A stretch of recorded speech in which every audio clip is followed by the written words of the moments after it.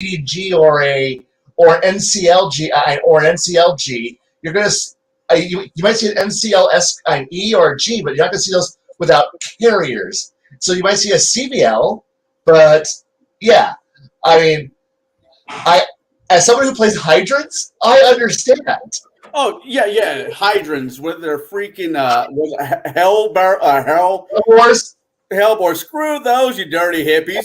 I am a dirty hippie. Thank you very much. Hey, Kai, how do you feel about having a game that's a tactical based war game where every game you play is a 4,000 or 3,000 point game that it could decide the fate of the nation, but tomorrow night we'll do the same miserable game with the same shitty terrain, the same shitty arrangement? I want to know how you really feel about this. We're doing an Armageddon Warhammer 40K or battles with 2 carrier escorts on the Federation side versus a team up of the Tholians and the Romulans. Have fun, Captain Kirk. Honestly, it's something a fun game. Honestly, guys, look, if you can actually put a full Federation carrier battle group onto a map, good. Congratulations, everything's gonna be fun. Do I also get Are we also running F-111s today? That would also be fun because that means what? His zinnies all day long. Oh, Zins are definitely all day long. Zinnies with their damn drones. How many drones do you have? I don't know. Because there's only one ship you need to worry about when you're playing Zin as the SDF, the drone bombardment frigate. You don't need anything else. You need only that and as many drone. Type 3 drones. Wait. How many wild weasels am I going to pack? You're going to run out of wild weasels before I run out of drones. Yeah, and I will play any Starbase assault mission. It's like, oh, it's a fully loaded Starbase. I'm like, cool. Zins, drone bombardment cruisers everywhere, and everyone else. Oh, this is gonna suck. I'm like, yeah. I hope you're gonna run out of the game will be over before I run out of drones. I will reload and then fire more. I need ADDs. I need ADDs. I need crybabies. I mean wild weasels, and I need some other guys fleet in front of me before I take on that nonsense. Yes, but guess what? You only have X number of shuttles. I have more drones. I have all the drones, and all you can do is sit back and do what? I'm a Zin. I have more power than you. I go faster than you. I don't have weapons to charge. You charge after me, I run away and just fire my range 3,000 drones. Fuck off.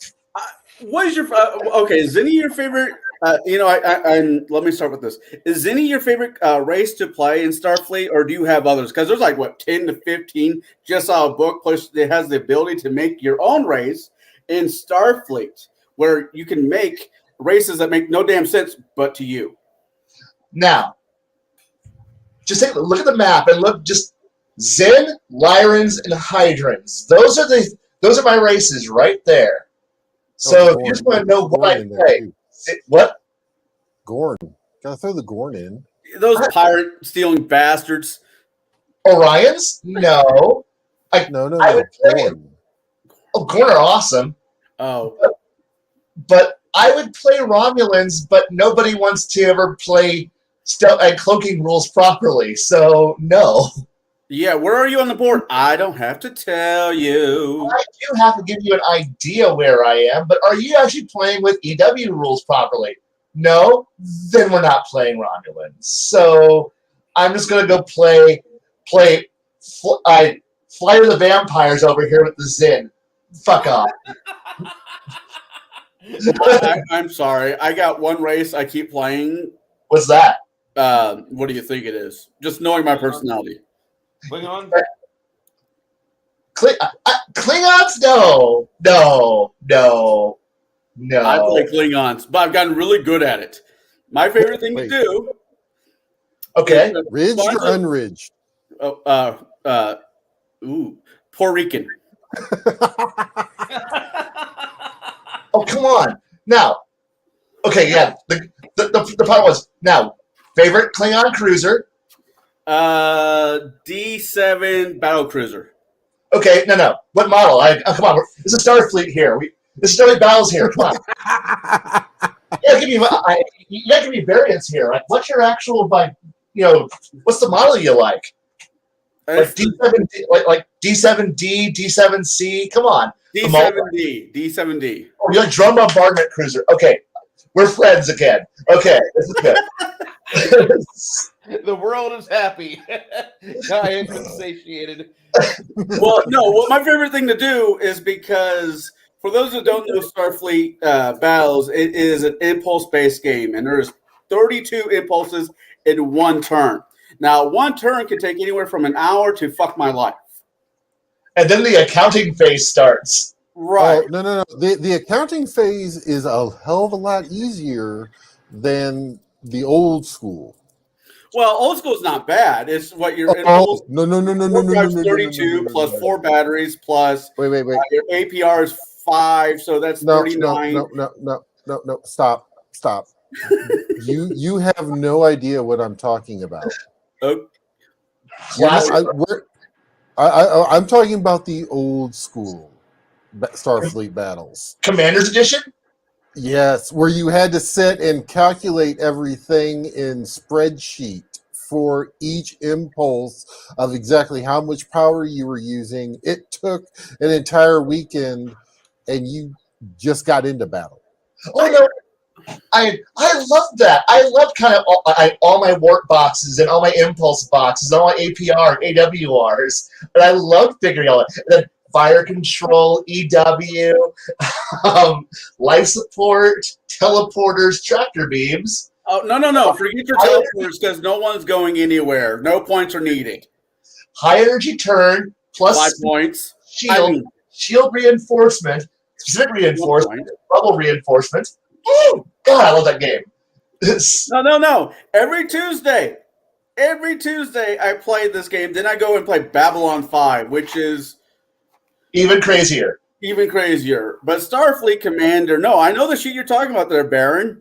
Like I said, you count your warp, then your APR, then your impulse, then you add your battery, then you go from heavy weapons to life support, fire control. I'm sorry, armor, fire control. And I can see the sheet in my head. Yeah. No, and shit's like right that I get myself into. Starfleet Commander is so nice, but old Captain Edition Starfleet Battles is like the greatest game ever. It's like, I'm going to play just 2 ships. That's all we're going to play this weekend. And it's going to be great. So, yeah. And then, but we used to have a group of people who were so good at it that we got to get in a weekend, a whole 6 or 7 turns of actual SFB down in a single day. And it was great. I know Starfleet Commander has the opportunity to make it a campaign like RP, but we can't get past blowing the shit out of each other. Oh, yeah. Well, okay, that's the whole point of the game. We're just there to throw spaceships at each other until something blows up. So tonight on TableBreakers, we're talking about sci-fi and sci-fi games that you might enjoy. Starfleet Battles is not one of them. That is for masochists. I am a masochist. I was hearing Kai ramp up, and I could tell that he was getting full phasers or full power to his anger and his adrenaline. So I'm like, oh shit, he's talking about ST. I gotta kick it on. Monkey. And so I had him slap it, and we started streaming, and that was 9 minutes ago, and it was great. Look, I don't get to talk about Starfleet with a lot of people because it's an older game. God, it's an older game. Yeah. And a lot of people just don't play it anymore. Yeah, because everybody else is dead or retirement homes now who played that game. So it's beautiful. But it's one of my 3 games I played that were science fiction-y that I still get to play. It's great. Do you have the Tome of Madness that goes with it? The 800-pound page of rules? 100 pages? Wow. No, I said 800 pages. We're playing, 800, yes. But that's still packed away. I haven't had a chance to unpack the SFB manuals yet. Which used to be a stack this tall. It's huge. It's glorious. So after that madness, Bruce, do you wish to host the madness and keep the train on the tracks? Well, I'm going to ask. You guys are discussing one of my favorite but not often played games, Starfleet Battles. And tonight's entire theme, we're discussing sci-fi games. Episode 20. We want to discuss sci-fi stuff. And when I mean sci-fi, I'm not talking about like space opera, Star Wars, or like Serenity, Yeehaw in space. I'm talking about good sci-fi. So I was expecting like Star Trek, Traveler. I'm expecting things that like my geeky friends from Peoria that failed the engineering test in third year of college. I want those fuckers in here, like, hi, Connell, how you doing? I want those guys to be in here because seriously, that is such a rich and fun group of people because they have passion for their game. They are more amped up about Star Trek battles, Starfleet battles, than first edition release of Shadowrun Gen Con 88. Hey, Legion Myth, how you doing? Shadow and Sons in chat, hello. And oh man, Star Trek 3 Combat Sim, that was really good.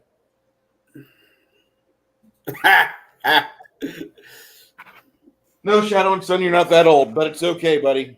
Even if you are seasoned, we feel like we're young until we hit like, early morning rolling out of bed. Oh God, that's not supposed to pop there. Oh, there's a staircase between me and the bathroom. This is gonna suck. Waddle, waddle, waddle, stumble, fall the stairs. I don't want to talk about that right now. Stumble, stumble, roll. Stumble, stumble, fall. Oh, we're talking sci-fi, not pirate. Sorry.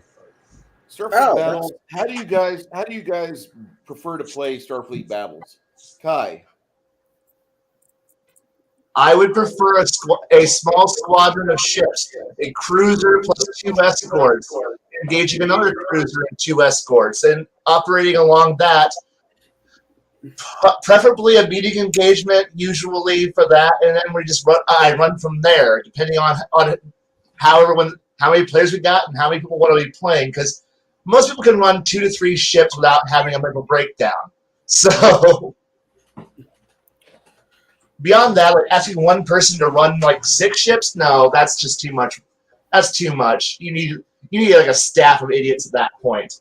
But yeah, but I'm also a carrier operations player, so I really enjoyed running, strike fighters. That's like the best thing. And everyone else goes, I hate these things. And I go, I love them. I love launch recovery, reloading, diverting all this crew deck. I should be like, I just want to have a ship forward. I don't want to have a separate sheet of paper just for you to like figure out what impulse of loading you're on for reloading. I'm like, you're boring.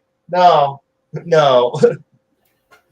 So for Kai, you have two carrier groups or 2 cruiser groups. We'll just say that. Yes. How long will it take 2 players that are intermediate level players? How long will it take them to get through?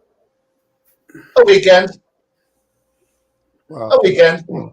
Okay. You're talking the old school, not the newer ones. Yeah, I don't know. I haven't played much of the new one. All I know is the 32 impulse per turn accountancy worksheet of Doom.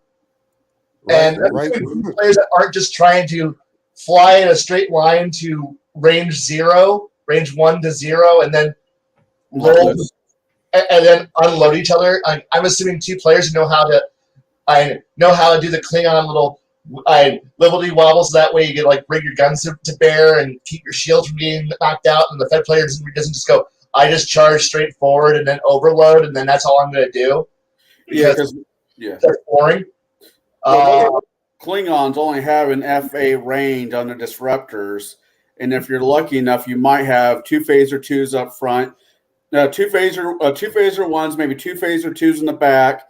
So then you got technically 4 disruptors off the wings. Well, yeah. You have wing arc, boom guns, wing phasers, rear phasers, drone racks, So it's been a while since I've actually had a chance to play. So I'm trying to remember.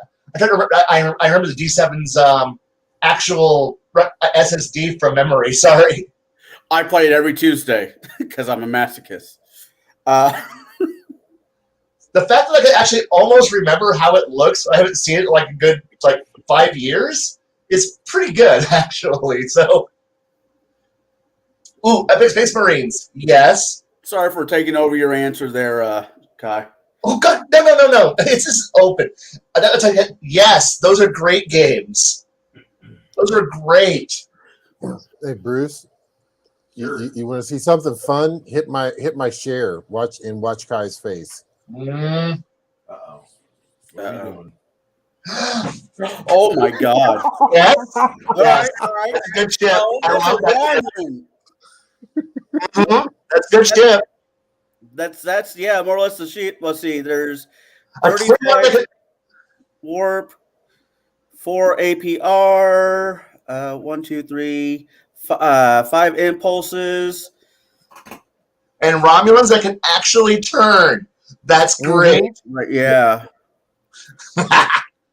I figured that would be a plus there, so that would make him happy. Oh yeah. I really enjoy the hell out of that game. It's like playing chess but on a different level. It's slow motion murder, and I love it. And it's not that we don't like BattleTech. We do like BattleTech, Max. I do. Of We the do? people that are here, I don't believe any of us have a character name for our YouTube handle that love it that much. Mr. Max of House Liao. Well, what? How many here have actually played Robotech with a raise of hands? Robotech or BattleTech? Battletech. Both. Both. There's your answer for this panel. Look. I'm currently having a young kid who wants to play St. Ives Compact, and I'm happy to help him paint his miniatures now for it. And now he's like, but I need a good Op 4. I'm like, Op 4? I'm like, I already have this. And then pull out, McCarran's Armored Cavalry. And I'm like, here you go. Here's an Op 4. Why do you already have that ready to go? And I'm like, no questions. No questions. No questions are allowed. You didn't ask enough questions, and now House Liao has arrived. That's because Shadow and we Sun can has also both Epic fight and it. Titanicus. I mean, what do we count as sci-fi games? Just out of dumb curiosity, does it have to be actually in outer space? Does it have to be cyber tech? At least have the technology which is 20 years past our own. So was it Shadowrun? Shadowrun? I would say that doesn't fit into sci-fi. That sits in to more of like a cyberpunk, which is about 5 years down the road. Which version of Shadowrun were you talking about? Boomer Tech or the current weirdo game? I don't like new. I haven't played Shadowrun in the better part of 17 years. So Renegade Legion? Yes. God, another person who has Renegade Legion on their mind. Yes, please. So we're talking Starfleet, Star Trek, Starfleet, Star Wars, Stargate. I masturbate to Star Wars enough as is, so we can probably skip that for tonight. I do have the map for the solar system for the Expanse that actually has communication delay between planets and average time between planets based on G-force of acceleration. So that's nice. So, okay. I'm just like, what? What's so funny? I don't know. No, it's just you pulled that out, and now Connell is completely speechless. He's like, I don't know. He isn't talking any better than Rocky did at the end of those fights. I'm just saying. If you're playing a space sci-fi game, it's communication delay. You cannot. There is no such thing as FTL sensors, and FTL communication doesn't exist either. So therefore, if it takes if they're 5 seconds away, that's fucking 5 seconds communication lag, and your sensors are seeing 5 seconds ago. You don't fucking get to have this magical bullshit of Star Trek where we're seeing into the future. Shit. No. We're watching old Japanese kung fu films for communication. You see the mouth moving, but it takes about a second delay for the words to come out. Gotcha. Unless it's the Honorverse. Then it's, yes, if it's the Honorverse, then it's like, well, good luck.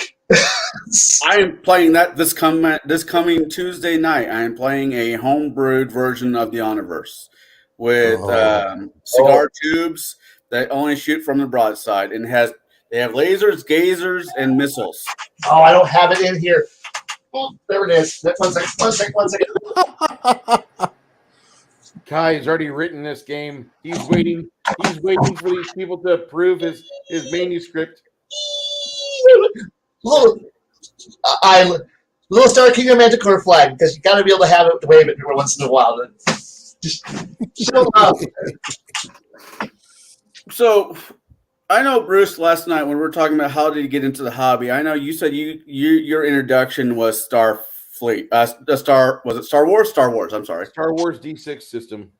What about you, Baron? What was your first sci-fi game? My first sci-fi game? First game. No, first sci-fi game. Well, we're staying with the sci-fi aspect. Okay. Actually, it would have been Traveler First Edition. I can honestly say with great regret, I've never played Traveler. I might have to fix that. It's worth it. Just try it. Pick an edition. Doesn't matter. Just try it. All right. Pour one out for my homies. Yes. What about you, Kai? First sci-fi. We're sticking with the sci-fi theme tonight. First sci-fi game. I'm going to say first edition Rogue Trader was my first sci-fi game. Wow, that late? No, first edition, as in Games Workshop, 1980s. Oh, okay. Yeah, Rogue Trader first edition. So, Warhammer 40K before it became Warhammer 40K. Okay. What about you there, Jade? What was your first sci-fi, not sci-fi fantasy, straight sci-fi game? Oh man, set the way back machine. God. My first science fiction game was science fiction fantasy, but it was we stayed more science fiction than we went into the fantasy. It was called Dragon Star by Fantasy Flight Games. It was published in late 90s, early 2000s. I don't remember the exact publication date. I can't find my books either. But that was my first foray into science fiction gaming. All right. Well, I guess I should answer my own bloody question. Technically, without knowing it, my first sci-fi game was the game that that gentleman just said, Dragon Star, because he did a 3-4 night game once. It didn't pan out for other reasons. But that's technically my first. The next one would have to be that I actually remember was a mutual friend of ours named Todd. He ran Dark Heresy, and I believe that's sci-fi. Oh yeah, that's in the 40K universe. Yeah, it's grim dark sci-fi. We were playing that with Repo the Genetic Opera playing in the background. It was a really weird scenario.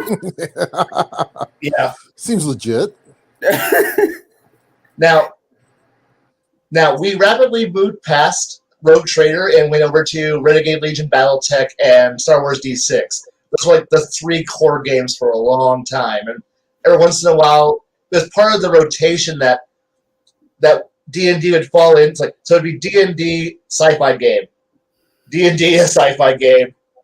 And that was our junior high, high school, or alternating back and forth because we like space combat. We like shooting laser beams. We also like stabbing people with sharp objects, and that's how it worked back and forth. Yeah, I like sharp objects. I mean, all right. So that was how we got into it. I guess my next question was it from watching the show and realizing that there's a game that goes with it, or playing the game and realizing that there's sometimes a show to go with it? Wait. For what game is your question targeting? Any game, Yeah. any sci-fi game, Star Wars, Star Trek. There's never been a Traveler TV show. Well, there was that one that BBC came out. I'm pretty sure it's nothing like Traveler, but they were in space and had a cat person. It was kind of cool. Well, That's called White Dwarf. Red That's Dwarf, Red yeah. Dwarf. Yeah. Red Dwarf. White Dwarf was their publication for GW. Or a game that thinks that if gamers aren't broke, fix it. Yeah. Oh, you're not broke. You have We still money. have money? We shall take Really, it's another edition of the Space Chaos Dwarfs. Really, it's another codex. I've always been amazed by a lot of these sci-fi games. Just the figs. I like figs. I like figs of all kinds. But some of these ships that they come out with over the last years, it be metal or plastic, are absolutely gorgeous once they get painted up. I mean, Space 1999 could be made in a Traveler. I'm pretty certain that happened in a lot of gaming stores in the 80s and 90s. I'm almost completely certain that happened because of the events that happened in Space 1999. Mainly the second season when the moon went away.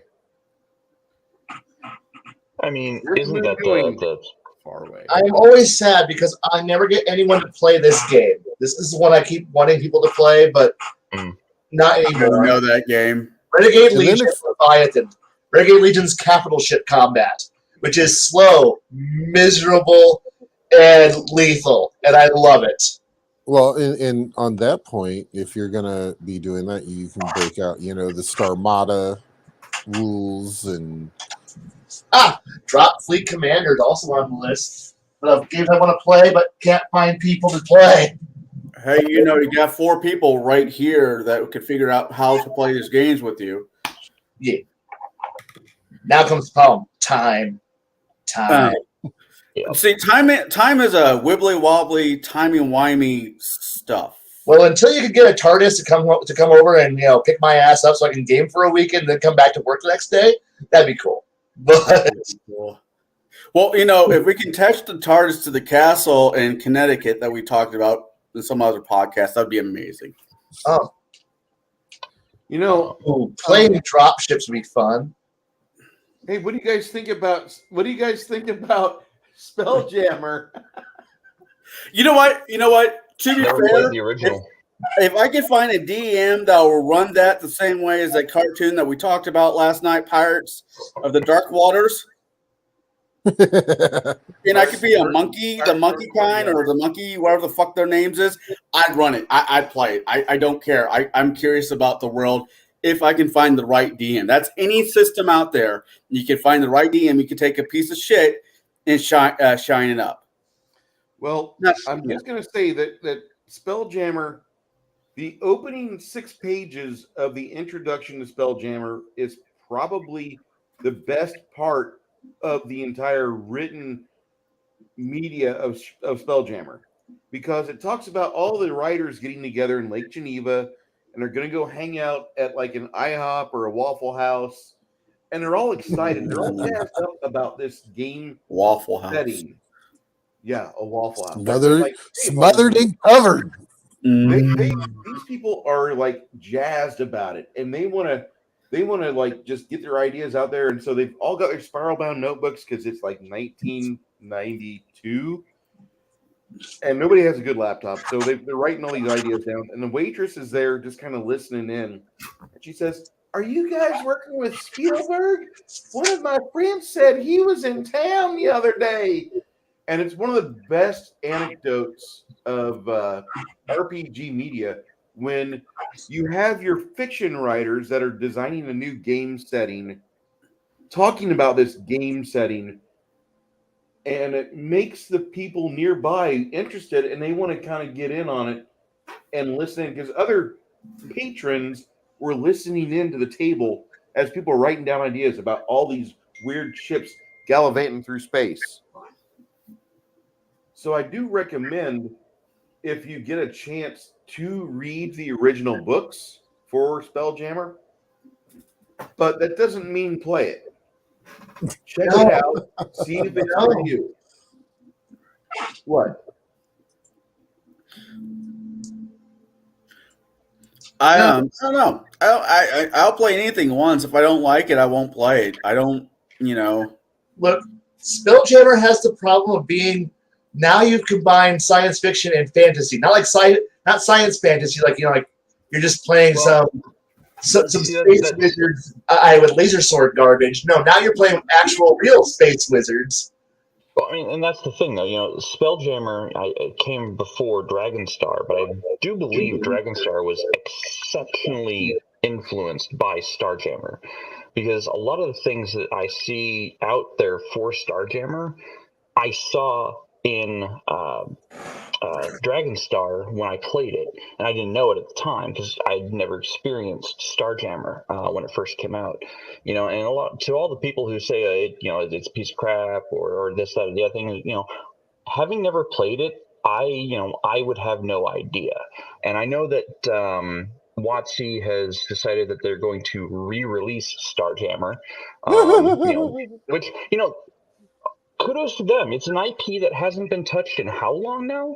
I mean, maybe they might do it justice. Maybe they might not. If you don't want to play it, don't play it. If you want to check it out, and do a review on it, deep dive into the rules and figure out how it works. Figure out how to break it even. There's thousands of videos that teach you how to break, all sorts of games. Do one of those videos. Gosh, yes.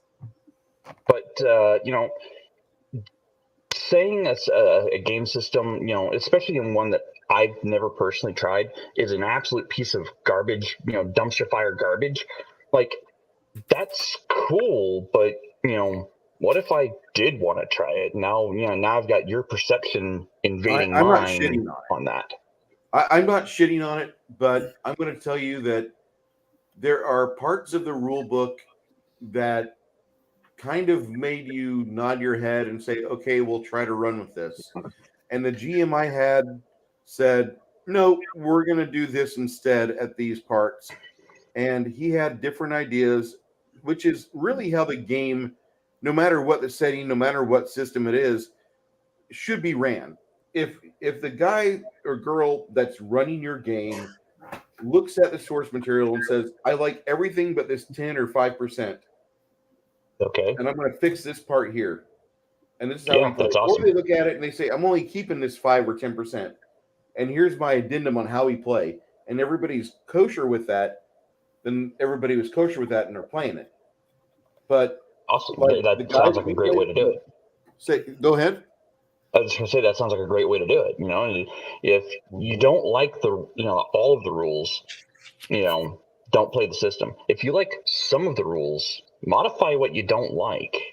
Or if you've bought into the system already and you've already spent your 40, 50, 60 bucks, whatever you've spent, and you're like, well, I hate like half of this book. Okay, mod the rest. Mod the parts that you don't like out. Much like that's kind of how I feel about it, because, and I'm not trying to step on you. I'm finishing up my thought here, where I think if people want to play a game that does have nautical combat, be it on the ocean or in space, and that's where your group wants to be at, go for it.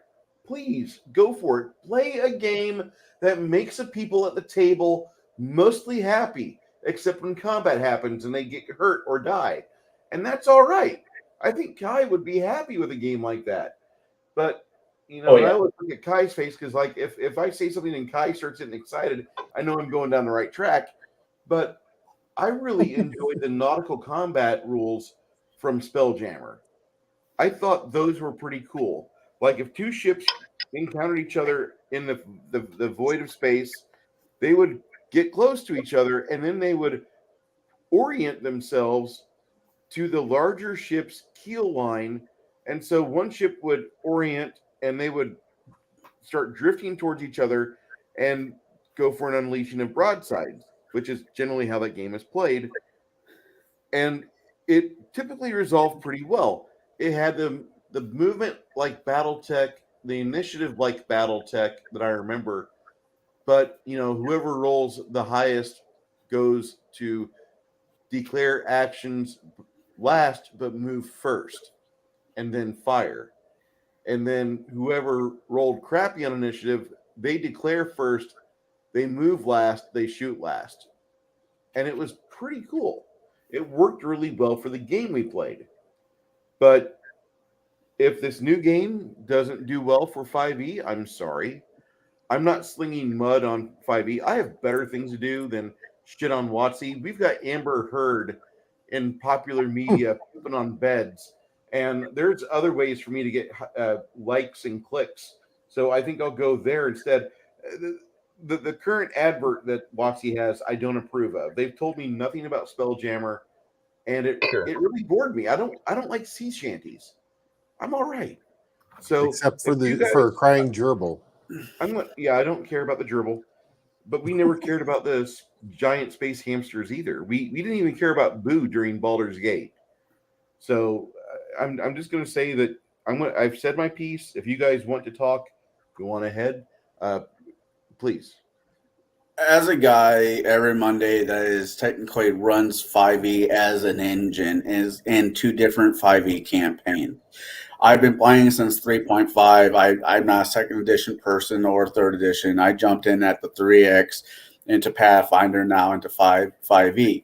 Now, of all the systems out there that have the word D&D in it, I can't stand 4.0. And there might be people out there who love 4.0.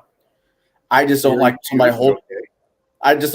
holding my hand when I'm playing D&D. And if I want to play World of Warcraft, I'll go play World of Warcraft. But that's my opinion.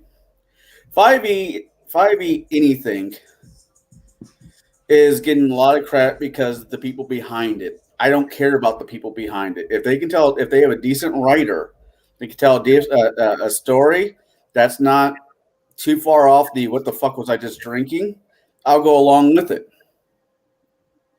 If a Spelljammer turns out to be a flop, it's a flop. I'm not buying it, but I'll run if somebody else does because I want to spend time with my friends. And It doesn't matter if it's that or sci-fi or anything else. It's about hanging out with friends. And I said this last night.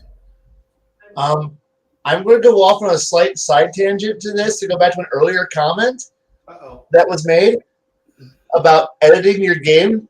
For us, when we were playing Star Wars D6, because we were all very, very much competitive TIE Fighter players, TIE Fighter versus X-Wing players, we rewrote the entire space combat engine so that way it better reflected playing TIE Fighter. So suddenly ships started having adjustable power gauges, and we had paperwork out. We're writing down conversions for max speeds based on power ratings, shield regeneration rates, weapon rates, lock-on times. When I figure out all this stuff, so that way we converted it all over. And suddenly it's like, are we playing Star Wars anymore? I think on a small level we are, but I don't think we are anymore because now people writing down power levels for their fighters on whether I want to pull a maneuver off. Figuring out how to do the maneuver properly is this is getting complex. And now we have shield rating points, hull points, points of damage, and it was such a beautiful game. And why? Because rolling 16 higher on an attack roll, damage versus hull rating. You roll 16 better, they died automatically. It doesn't matter. It doesn't matter if your pistol just rolls lots and lots of 6s. That X-Wing explodes because you just rolled really, really good. Sorry, Chief. You just died from ground fire. What? You rolled poor, he rolled amazing, and then more amazing, and then more amazing, and then force pointed that for more amazing, and by conversion, you exploded. Well, that's bullshit.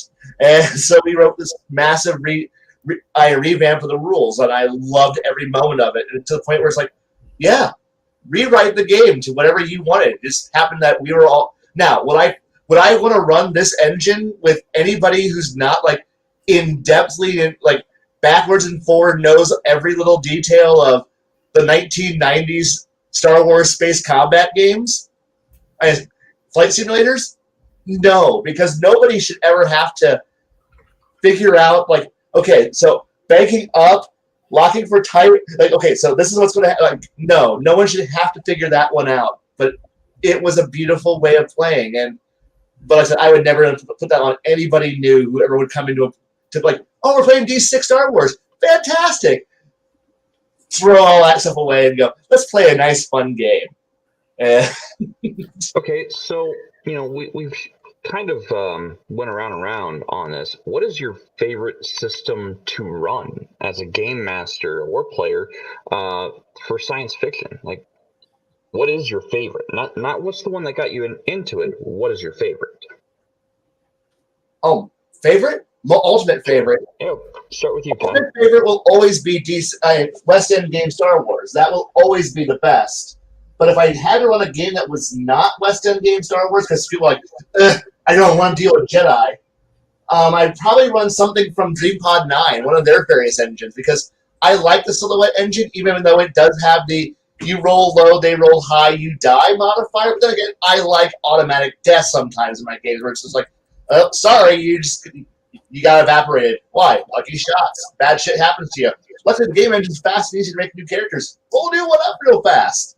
And it's like, buy yourself up a new character real fast. And they're like, but combat's lethal. Guaranteed. Look, they're using a rocket launcher that shoots massive anti-mech missiles. You're a dude. You got hit. Shit happens. Sorry, son. Move on. Oh my God, yes, Silent Death. I forgot all about Silent Death. How can I forget Silent Death? Ugh! I never forget about Silent Baron? Death because it is my favorite space silent skirmish death. It's the best TIE fighter X-wing simulator out there. Yep. That, and then you can also throw the Armada rules on top of it. That would be beautiful. I know people who have done it, and it is beautiful because you build your ship in Armada and then you use Silent Death for the actual combat side. Goals. Kai's gonna have to go change his pants now. Actually, my sci-fi would actually be Traveler, and it would be Traveler First Edition. Okay. Any particular reasons, or? I just like the way the engine works. Okay. It's very fluid, and the thing is that you have different tech levels, so you can actually land on a Stone Age or a Bronze Age planet. Don't get off the drop ship. Don't get off the shuttle. Don't get off the shuttle. And on the other side, you can get off on a tech level, a high tech planet where you don't even have to walk. They've got suits. They've got suits that can attach to you and fly you around wherever you want to go. A TL-15 world, beautiful. Yeah, exactly. So I mean that's the thing is that you can change, and it to me it doesn't get old just for the simple fact of because every planet you go to is going to be different. With the tech level, with what is there, you've got the scoop, to refill your scout. My favorite ship was the scout ship. The modular scout ships, I should say. Yes. Where you could just plop whatever you want onto it, and you just use your scoop up, go to the gas giant, skim the atmosphere, scoop up your fuel, and whoop. You know what I really want to see? I would love to see like an EVE Online Traveler conversion. Would really like that. That would make me happy. Yeah, but in your spare time, why don't you make one? That requires spare time. Right, guys, spare time. What spare time? I know, This right? is my spare time. What is this what you're talking about? Those ones don't mean what you think they mean.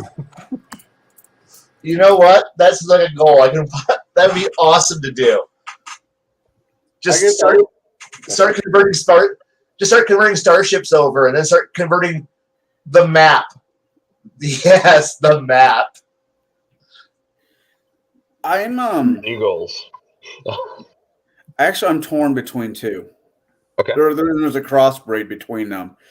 I know Starfleet. I could run Starfleet. Everybody, I'm sorry, but the top speed for this is early days of the war, so there is no special missiles, no special drones, no swordfishes, no whatever.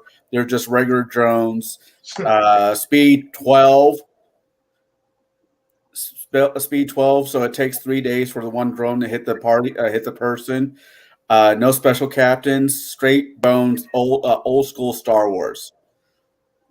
And there will be a line of races that are playable, and there will be a line of races that are not playable. This is before we know what Romulans were. You mean Star Trek, not Star Yeah. Wars? Okay. Yeah, I meant Star Trek. I meant Star Trek. I'm sorry. Someone remove his star One card. has daddy issues. One has daddy issues, and the other one has, well, we want everybody to beat the Federation. So it's kind of weird for me. No, the other one has shut up, Wesley. Yeah, so it'd be old school. Now, the other one I really enjoy is Babylon 5. Yeah, get out the Yes. spreadsheets. I like Babylon 5. Now, somebody had the smart idea to combine Starfleet and Babylon 5. So the sheets that we use are more leaning to Babylon 5, where you have structure damage and everything else damage. So it's not like once you get past the shields on one side, it's an open buffet. There's actually things you need to do, and I'm really enjoying that. But yeah, I don't know Babylon well enough to be, hey, I'm running a campaign out of Babylon 5. I still have to pass the first fucking season. Jesus, Mary, and Joseph. There's not enough alcohol in the world. Gotta try. Skip that season. Go on to the good seasons, aka 2 through 4. Yeah, okay. I'm a traditionalist. I like to start at the beginning and end at the end. I'm kind of weird that way. But old Starfleet would be fun. Okay. What about you, Bruce?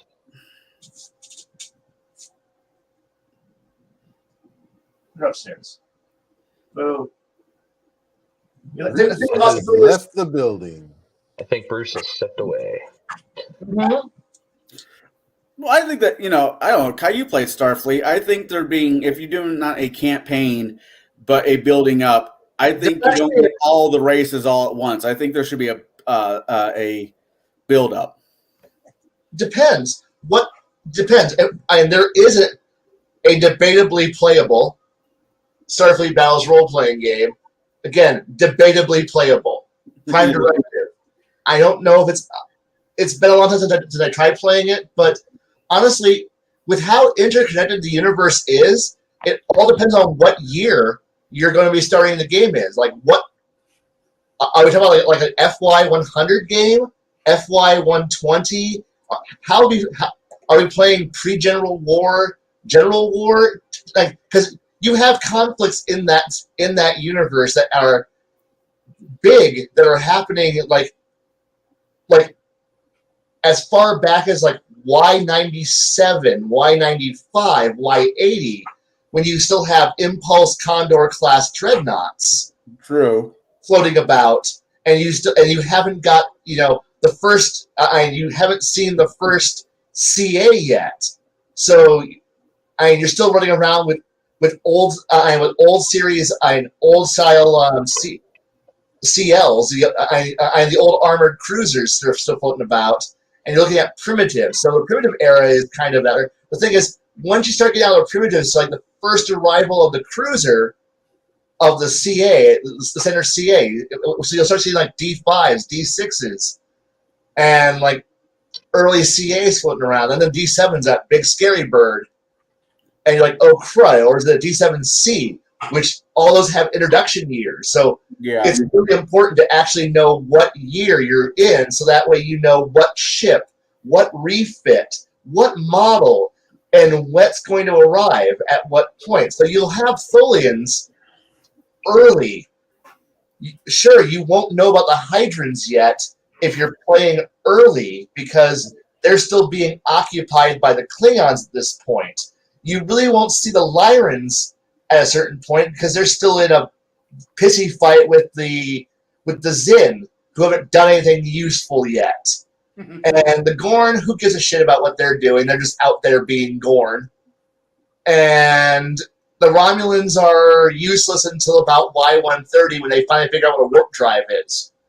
And then you get to see the War Eagle finally show up, and then then the fun begins.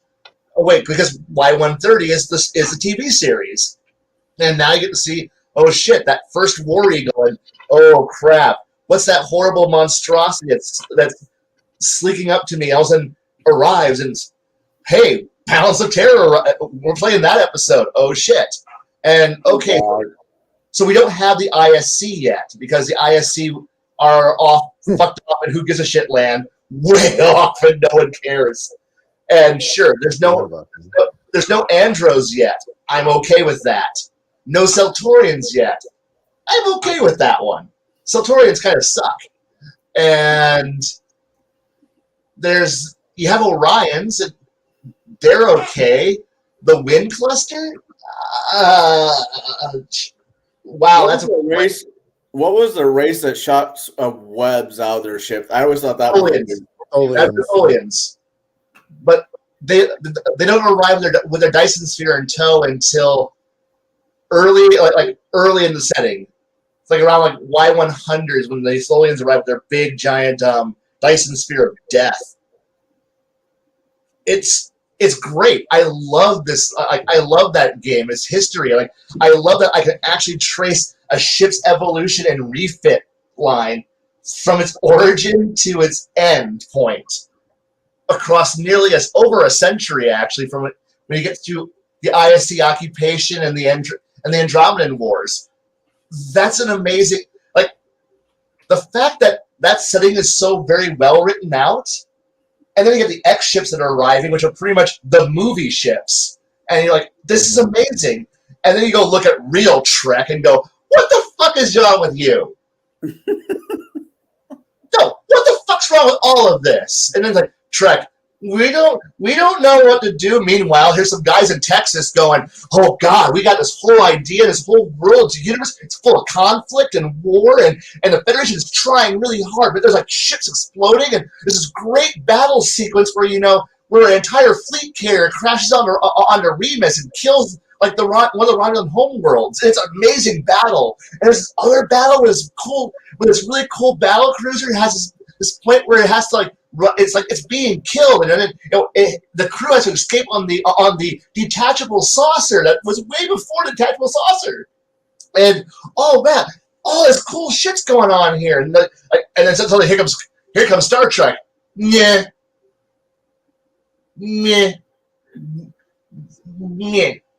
Okay. So back now that Bruce is back. Bruce, are you back? I'm here. What's up? There was a question that Jade asked, and you disappeared. So I cranked Kai's gears to fill up the time between. What was the question that Jade had? I'm sorry. So the question is, what is your favorite? Not the one that got you started, but what is your favorite science fiction system or setting that you like to run in or play in? I'm still going to go back to my old standard of Star Wars, the D6 RPG. Okay. West End Games? Yep, West End Games. They did it right. I mean, Max and a bunch of others would probably say that's one of their favorite systems that they've played. If you were involved with it back when it was coming out, that was the system that why am I forgetting Everything right. Timothy Zahn used that system as background reference material for the Heir to the Empire trilogy in the early 90s. So if there is any accreditation that we can lay claim to it, the D6 system for Star Wars is the only reason we have Star Wars active today, because Disney saw it being a pile of money in 2012 or 2015, whenever they bought it, and they wanted that money as their own. And they saw the heyday money in the 90s when they had the Power of the Force figures. They had the D6 RPG, which was not really making tons of money, but it was getting a segment of the population to buy more stuff. The people that buy the RPG books, they also buy the tech manuals. They also buy, they buy stuff like what Kai's got there. The Imperial Source Book. Yes, and WotC bought into the system in the late 90s, And they did shit with it. The only good thing they did is that they had Bill Slavicsek, the original designer for D6, write the D20 version. And You know what I would like? he tried. What was that game guy? Astrophysicist Tyson. Neil deGrasse Tyson. I want him and a game designer to sit down and actually write a sci-fi space game. No, I'm good. I've got plenty of space games I could play that I enjoy, and I don't enjoy time that I spend watching Neil deGrasse Tyson. I find him to be a dull cunt. I do.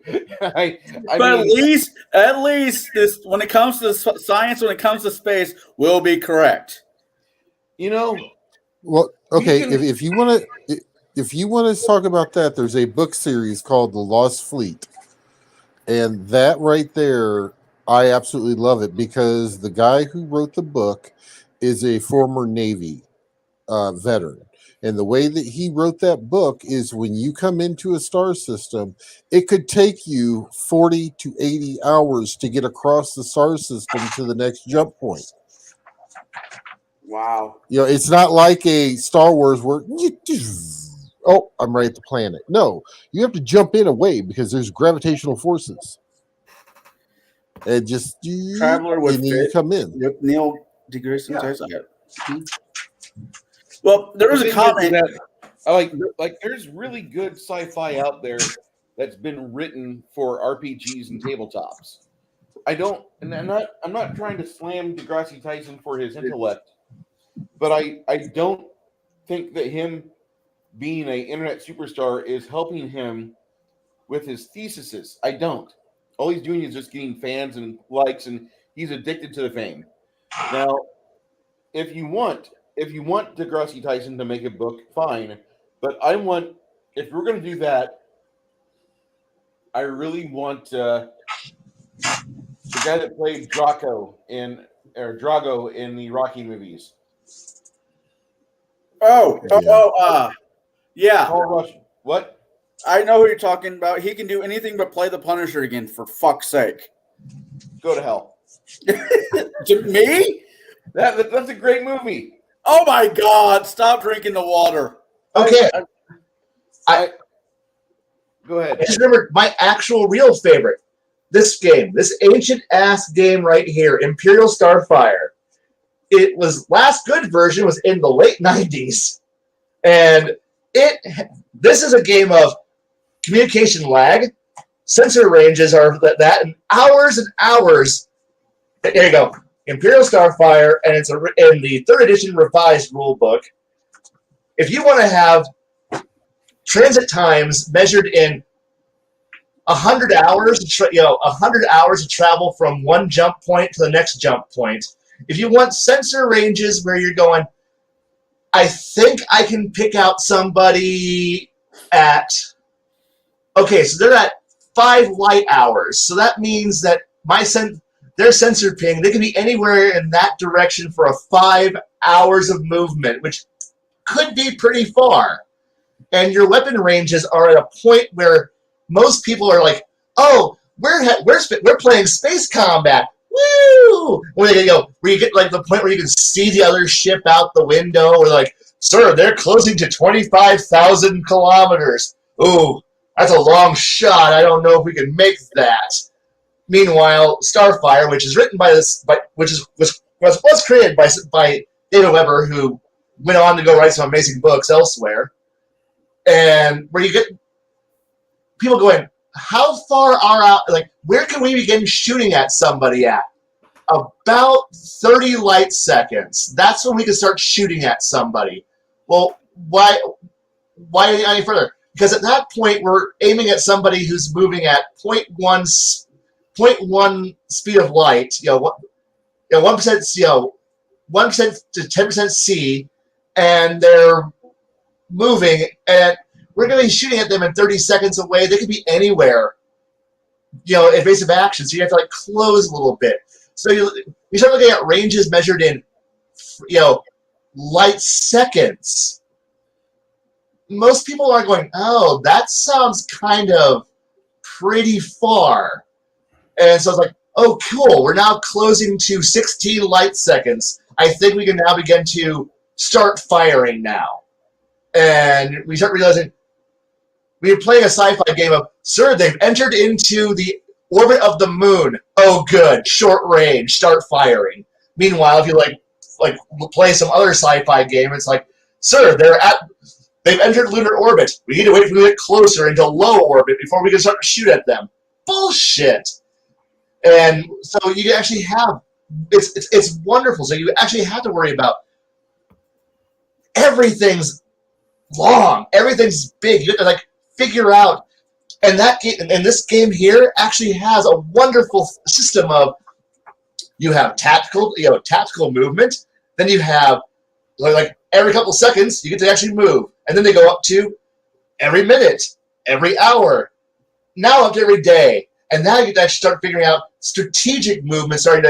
Ships are engaged, are traveling across systems, trying to make it to intercept.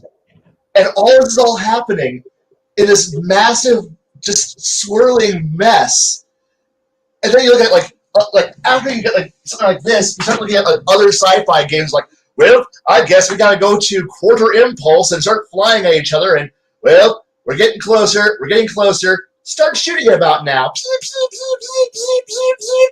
And nothing fucking happens until you get to, well, put Bob in an airlock with a phaser rifle. Okay, cool. You're that fucking close. If you're so damn close. This is why I hate watching Star Trek. We're such an advanced sci-fi series. You watch the actual show. You're so fucking close. You can see the other guy's light bulbs in his bedroom. Hey, that Romulan apartment complex is flying at us, and I can see who's actually in their bedroom today. Who's reading while we're at battle stations. And don't worry, they can see who's taking a shower in one of our bases. Even though we're at Red Alert, the kindergarten's having his class still, because, that's how Star Trek works. Or hey, we're gonna go play some Stargate SG-1. Once again, everybody's at so fucking close range that it's oh shoot, and we're still missing. But why? Because I can see the other ship's hull plate number. I can almost get close. I actually can see what serial number is on the gun barrel. Hey, now, we have a long history of shooting at warships. What's that? Have you ever played World of Warships? I love that game. I get broadsides point blank with somebody with my tech level 7 cruiser, and 1/3 of my shots might land. I know. Okay, that game's got horrible sigma. All those guns have horrible sigma. It's it's terrifying. Unless you're driving goddamn Soviet cruisers, fucking laser goddamn accuracy there. 13 kilometers? Love that shells. Oh, look at that. 6 citadels. Fuck yeah. Hey, we have a long history of having sci-fi shows where the main villains can't shoot for shit. Well, the other thing is that, and I'm going to roll back to the book I was talking about earlier, when they're going in to fight each other, humans can't fire. It's all the computer. You set the targets where you want to shoot, and the computers do the shooting as they go by, because they're going by each other so fast. By the time that you register what happened, they're already 5-10 kilometers away from each other easily. Yeah, that's why I like Starfleet. That's one of the things I like about Starfleet, is because if there's I'm not okay. Let's say this is a ship. This is the head of a ship, and I am at this angle. So I'm hoping that I can hit the ship because its shields down or up front with Starfleet. But because of the movement of the ship, you always have to assume that's almost one hex up. So when I'm trying to go for shield 1, I'm actually hitting shield 2 or 5 on the other side. Depends on what side of the ship I'm at. So movement is, 6 to yeah. Yeah, I played recently.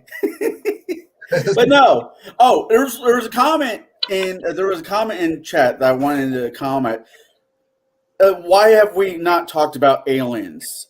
I like the franchise Alien franchise. Well, I like some of the aliens, 1, 2, and really 1 and 2. And Predator is a whole different creature. Yep. But Aliens, Predator, and Terminator have only had 2 movies. The first 2 movies of every franchise rock, but yet every follow-up past 2 is a steaming pile when you try to go back and enjoy it again. It's like, ugh, I don't remember it sucking this bad when I was high on popcorn and fountain drinks in the theater. This sucks. But Aliens would be a very interesting RP to run for sci-fi. But the problem is if the aliens are not outrightly killing everybody every other session, you're running it wrong. And that's my opinion. I could be wrong, but aliens have a lot of things going for them that the normal human soldier does not have. Yeah. There's a reason why in the first movie you didn't see the alien until the last 20 minutes of the film, because they have like a natural nat 22 stealth at all times. Humans watch one sci-fi movie. I challenge you to one sci-fi movie or TV show where somebody actually looks up. We look to the left, we look to the right, but we don't look up. Right. Now, see, the important problem is hold on. You've triggered Mike, or you triggered Jade, I should say. I feel a red versus blue comment coming. Oh God! Yes. Okay. Yeah. That is one of those things. No one ever looks up in the films. No one ever looks up in hell. Nobody ever looks up in video games. Like you could be this like ungodly, paragon of stealth, clinging to the ceiling, waiting for someone to just walk through a doorway, and they never look up, and you just go, oh, and you're dead. I used to do that in how was it N64 GoldenEye. I would put proximity mines on the fucking roof or on because no one knew that you could use the controller to look up. So when they'd walk by and they'd die and they wouldn't know why. That it's one of those tropes in science fiction that I wish would just go the fuck away. People are more observant than that. If danger could come from literally any direction, you're going to check every direction. You're not just going to check your corners, at the door frame. You're also going to look up slightly to, see if there's anything above. If there's a trip wire or, a trip laser above. You're going to look for that stuff because, well, danger is everywhere. Yes, danger will danger. Now, here's the thing. You know what taught people to look up in most of our generation? Halo. Because we're always looking for that camping bastard that has a sniper rifle on some damn hill that we weren't counting on. And if somebody would run a Halo campaign, God damn it, Church. That'd be freaking amazing. Tell me what you see. There are some walls and some ceilings. Wait, no, just one ceiling.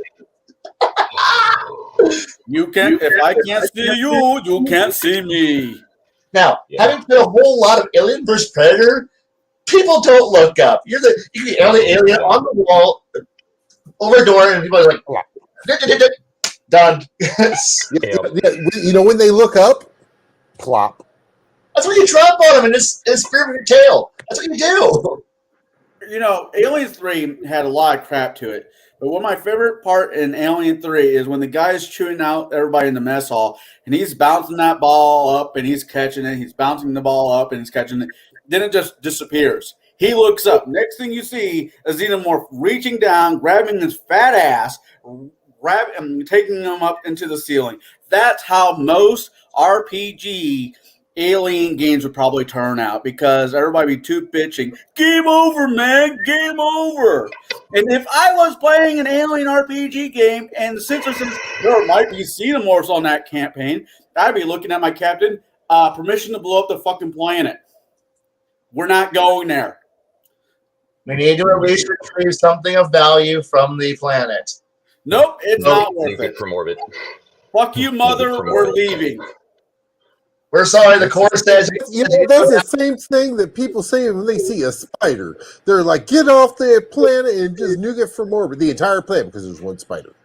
Unfortunately, the ship captain and the Marine commander says, no, we need to at least get something of value off the planet first. We did our lives. All you gotta do is get down there, do the job, come back up. Your life is not valuable. The Corps doesn't give a shit. Get the goddamn computer core. And that's very reminiscent of Dark Heresy in a lot of aspects. You know, if you're playing a Dark Heresy game or you're playing Inquisition game, you know, you're given a mission. You go to this planet to retrieve something or check out something, and if there just happens to be heretic activity on that planet, what's the one thing you do? You report it, and you let the gunships laze it from orbit, because no, not dealing with elder gods. Okay, thanks. Die. You just gotta go survive the encounter. All you gotta do is survive the encounter with the Gene Stealer cultists, or the Dark Eldar hunting community that you stumbled across, who's trying to open a webway gate that everyone's forgotten about. It's hidden in the bowels of a basement, and you're like, oh shit, Eldar. All you really have to do is just give the cultists of Big Papa Nurgle a hug. I mean, that's all they really need. They're gonna love you as much as you. Yes, and I understand that the game strongly suggests to avoid putting aliens in every session. But if you're fighting aliens, if it's an alien campaign, you got to make it about more than just aliens, though. There's a lot to that universe. But you also got to remember, if you're playing Alien properly, you got to put down colonial uprisings that are currently happening, dealing with separatist factions that are deciding that today that colony decided to not pay its taxes. Well, that can't last. And suddenly you're being sent in to go be you're the big boot who's in the area. Go take care. Go make sure that remind them who's in charge. And but aren't we the good guys? Are we the baddies? Yeah, we're the baddies. But my paycheck's tied by Earth, and as far as until the check balances, I shoot. Because you're not playing Alien to have a morality conflict going on here, are you? I mean, I would hope not. Right. Actually, you know, that brings up another question.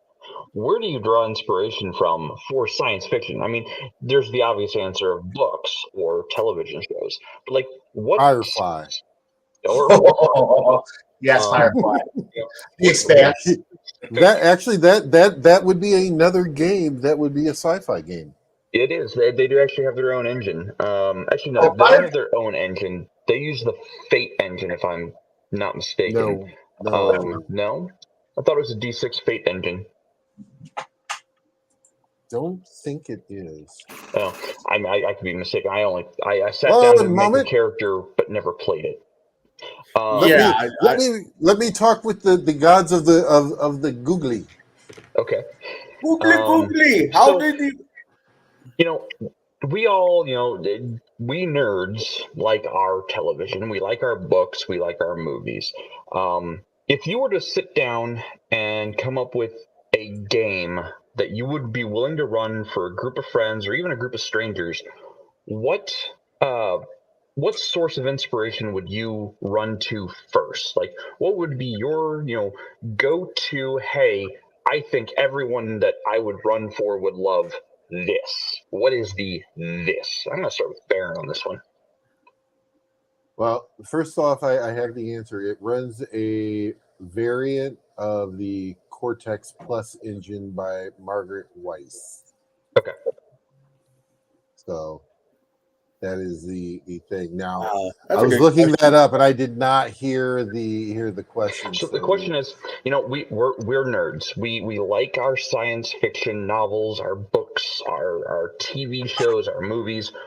If you were to sit down today and decide, hey, I'm going to run a science fiction game for a group of my friends or even strangers, what is the number one source you would flock to first to get inspiration ready for that game? Actually, I think with Traveler, you can easily do a Firefly type game with that. Just for the simple fact of you're hauling stuff back and forth. You've got different governments. You could actually do that. So I mean, you could even have the Reavers out in space. Ooh. There's a particular order I hope if I fell into that situation, there's a particular order I wish they would follow, starting with killing me.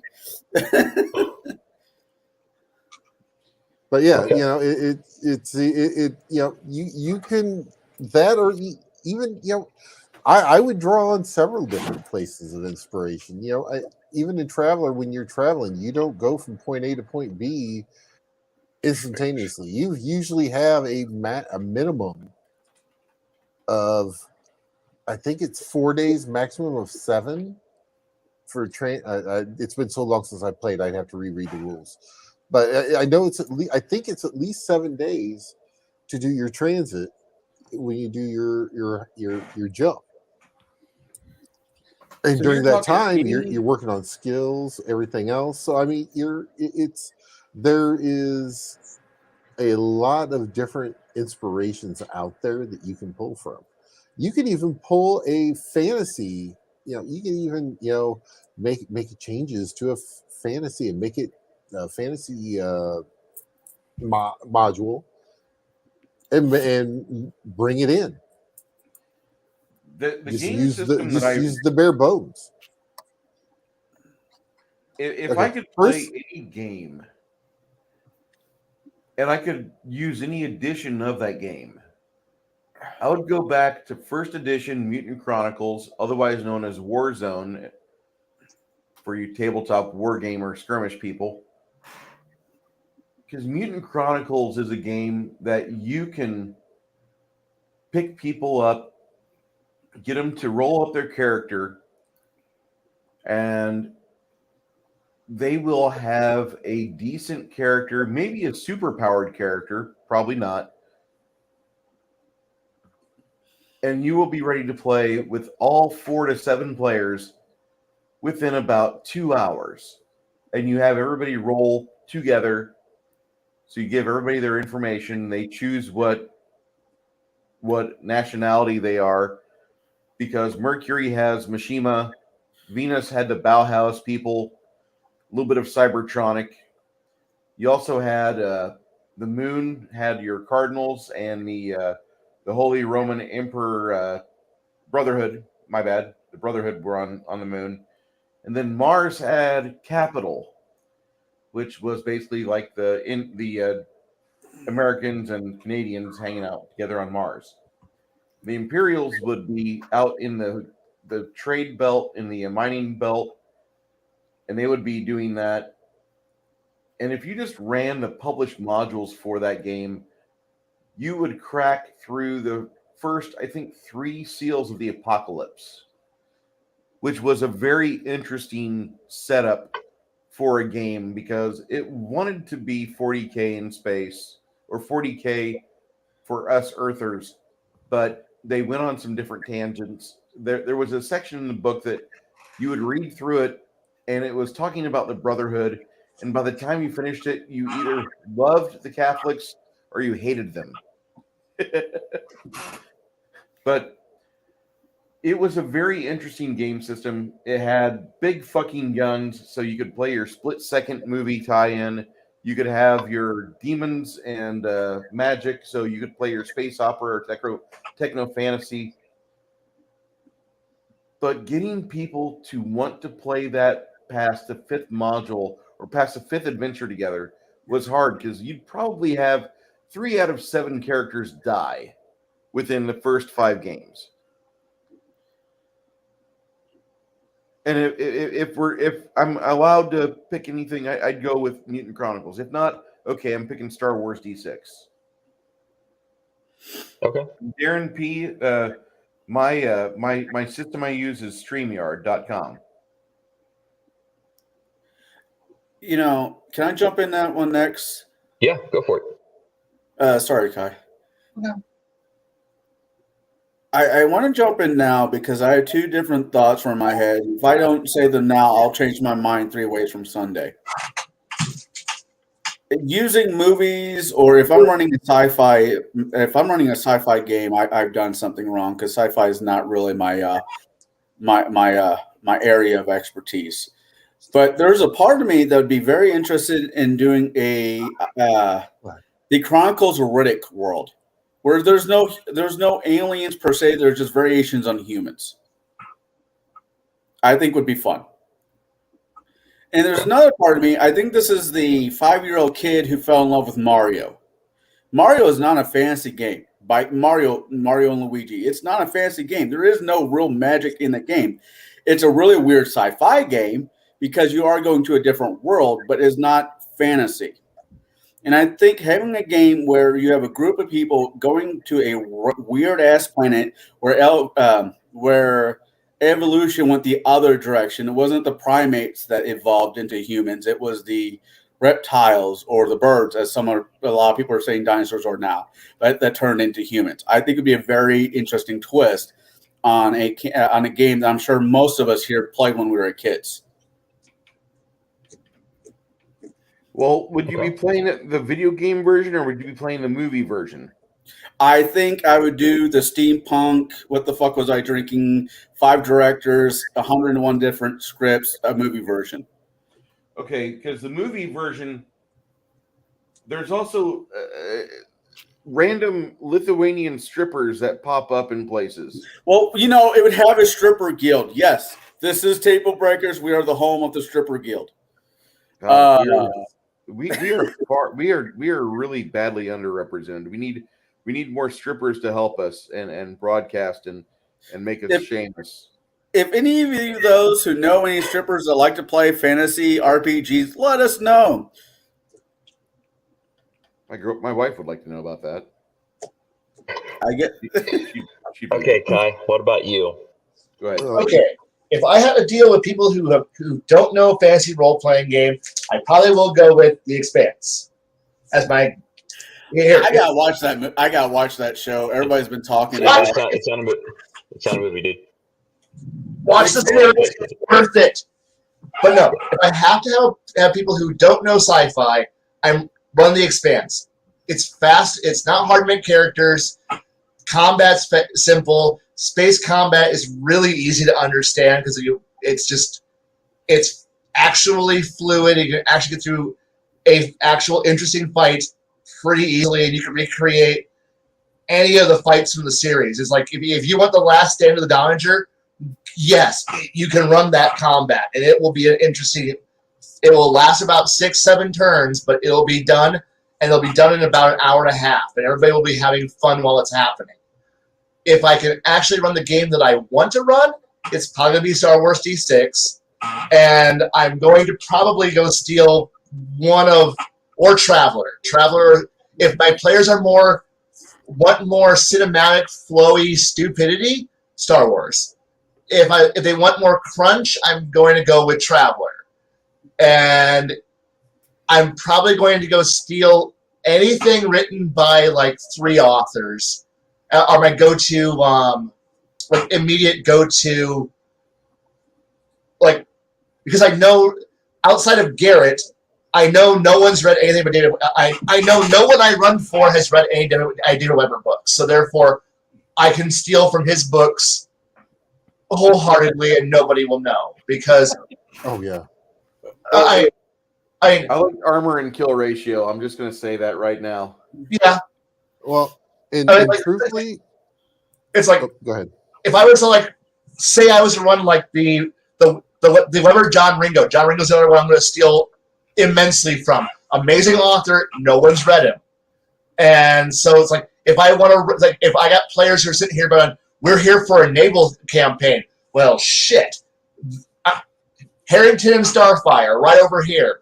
If they want a ground combat game, Legacy of the Aldonata series by Ringo or March Up Country, I've got that down.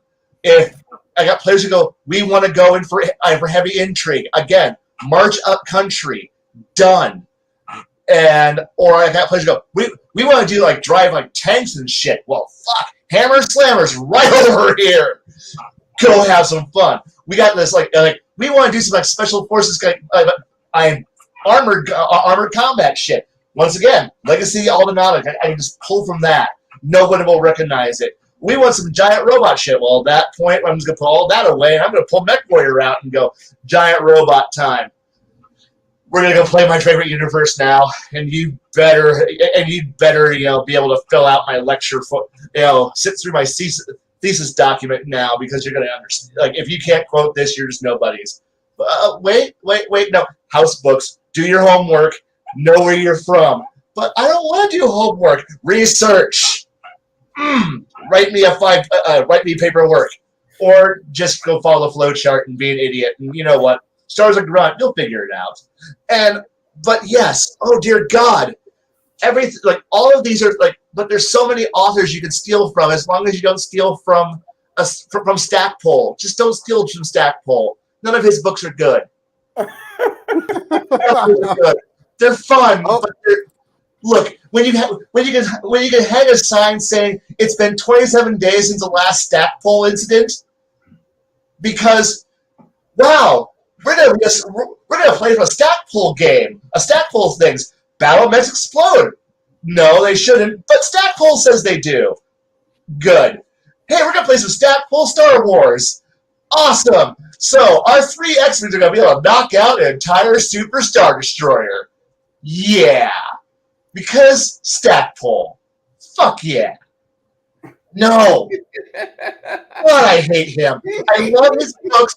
They're fun characters, but God, they're stupid. He's right up there with R.A. Salvatore for being a shitty writer, but R.A. Salvatore writes mostly fantasy. But so it's like, oh good, is it an R.A. Salvatore book? Good, it's gonna be shit fantasy. It'll be entertaining to read, but it'll be shit fantasy. And a Stackpole book, it's gonna be an entertaining book, but it's gonna be shit sci-fi. Awesome. I want to run the Starfleet. I want to run the Starfleet episodes or Star Trek episodes that George R.R. Martin wrote, because half the characters die. Again, yeah. If you think Ian Martin's ability to kill off characters is anything to write home about, read Weber. Nobody gets to survive a Weber book unless your name is Harrington. Nobody lives. Are you a named character? You're going to die. Are you a minor character? You're going to die. Why? How? You're just going to die. And if you don't die in this book, but everyone loves you, you're one of the most famous characters, everyone loves you, you're going to go off on a wonderful trip and be murdered. Or in another case, your death will be a horrible paragraph. This epic, like, the cavalry comes charging in, this legendary character shows up, and they die from a kamikaze attack. And you're like, wait, what? This was one of the most important characters in the entirety of the story. She just dies. From what? A kamikaze. Like, literally, the other characters, she was mid-sentence, talking, dead. Like, if you're playing in a Weber or a Ringo book, you're gonna die. Boy, are you going to die. And it's so glorious. Why? Why must you? Yeah, you're right. Honor Harrington is the only one, but dear God. If you read one of those books, it's like, I'm somebody you like. Boom, splattered. I'm actually going to break down and write a read or see if I can get an audio version of, it's one of the Honorverse books. I think it's the first one. They're a creature from fantasy. You look in them, they're not the Medusa. There's one of the titles is the name of the same creature, and I can't think of what it is. Basilisk. Basilisk. Station. On Basilisk Station? Yeah. That I is the got- first book. Russell, my friend Russell wants me to read that Something Fierce. Yes. And You Yeah, will Basilisk actually. I think Station you would actually required. enjoy it. You will like it. It's a good book. He has it. But On don't. audio- But on audio? see. Uh, Yes. And yeah, the thing he's got is it on audio. don't. The I made one mistake. Is I followed the Honorverse book straight up with just Honor Harrington. All of a sudden, I found there's these other books. Side books. And then I found out that these happened before this book. The I was prequel annoyed. series books, yes. The ones that are actually about the entire founding of the entire Star Navy, yes, those are great books. Or, yeah, This coming Tuesday, I will be playing in the Honorverse in my evening evening RP session with space tubes. just remember, keep your ship's information. Missiles are everything. But you're going to run out of missiles eventually. It's because missiles are not missiles anymore. They're missiles that, when they get close to their target, they break off and they shoot a damn laser. Yeah. Yes, laser warheads. Those are a thing. And that's because of the fact that you can't get through most point defense easily. So, yeah, keep your ships in tight formation, maintain your data link groups, and make sure you have the ability to put out enough defensive fire to hold off the other guy's bombardment until you can close. Also, never present your bow or stern to anybody, or you're dead. Yeah. I'm going to be talking about my Tuesday campaign so much that I'm going to get. Wait, hold on. Wrong hand.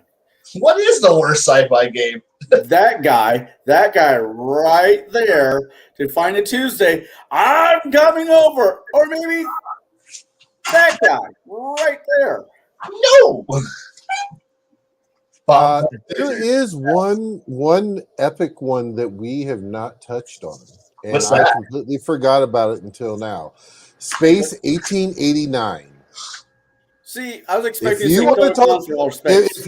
if you're talking about sci-fi, though, it is a Victorian era sci-fi where you can actually go to Mercury, and you can go to the different planets. It's yes, it was a very good game. The thing was I wasn't thinking about anachronistic steampunk sci-fi. I was thinking more just traditional sci-fi. But I mean that would still I would still consider that as sci-fi. Oh yeah, I did too, but I just hadn't contemplated it due to it just not being what we normally think of science fiction to be. So I mean, I'm sure somebody in chat has said John Carter 101 damn times as being sci-fi. I never played the games. I saw the movie that came out a few years ago, and thinking to myself, I don't know if I like this. I need to get hold of one of the original books. Books and maybe thumb through it. I have nothing against John Carter. I think it's a very interesting concept of a game, a world, and novel series.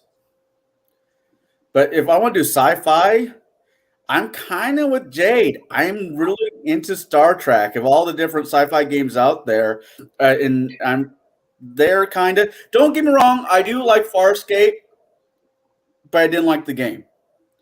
I like Hercules in Space. It has a different name, but I call it Hercules in Space because Kevin Sobo, who played Hercules, was the captain in it. And I really like anything that has Nietzsche attached to it. I'm kind of weird that way. The Nietzscheans. What a bunch of idiots. But anyways. How do you feel? How do you really feel? How do I really feel? My cigar almost gone. I need to get some more alcohol that rhymes with Irish and ends with whiskey. And other than that, I'm good. Well, at least you're batting 1,000 right now. That's okay. Well, Serenity's not bad. I like Serenity. I like Firefly. There's talk about it coming back, and I don't want it to come back. Only way I will accept it to come back is if it's an anime. because you can get all the original actors except for the ones that passed away, and you can redo the series. And you're not losing anything because the original actors are there playing their roles. Bishop, I believe, passed away. Yeah, okay. Yeah.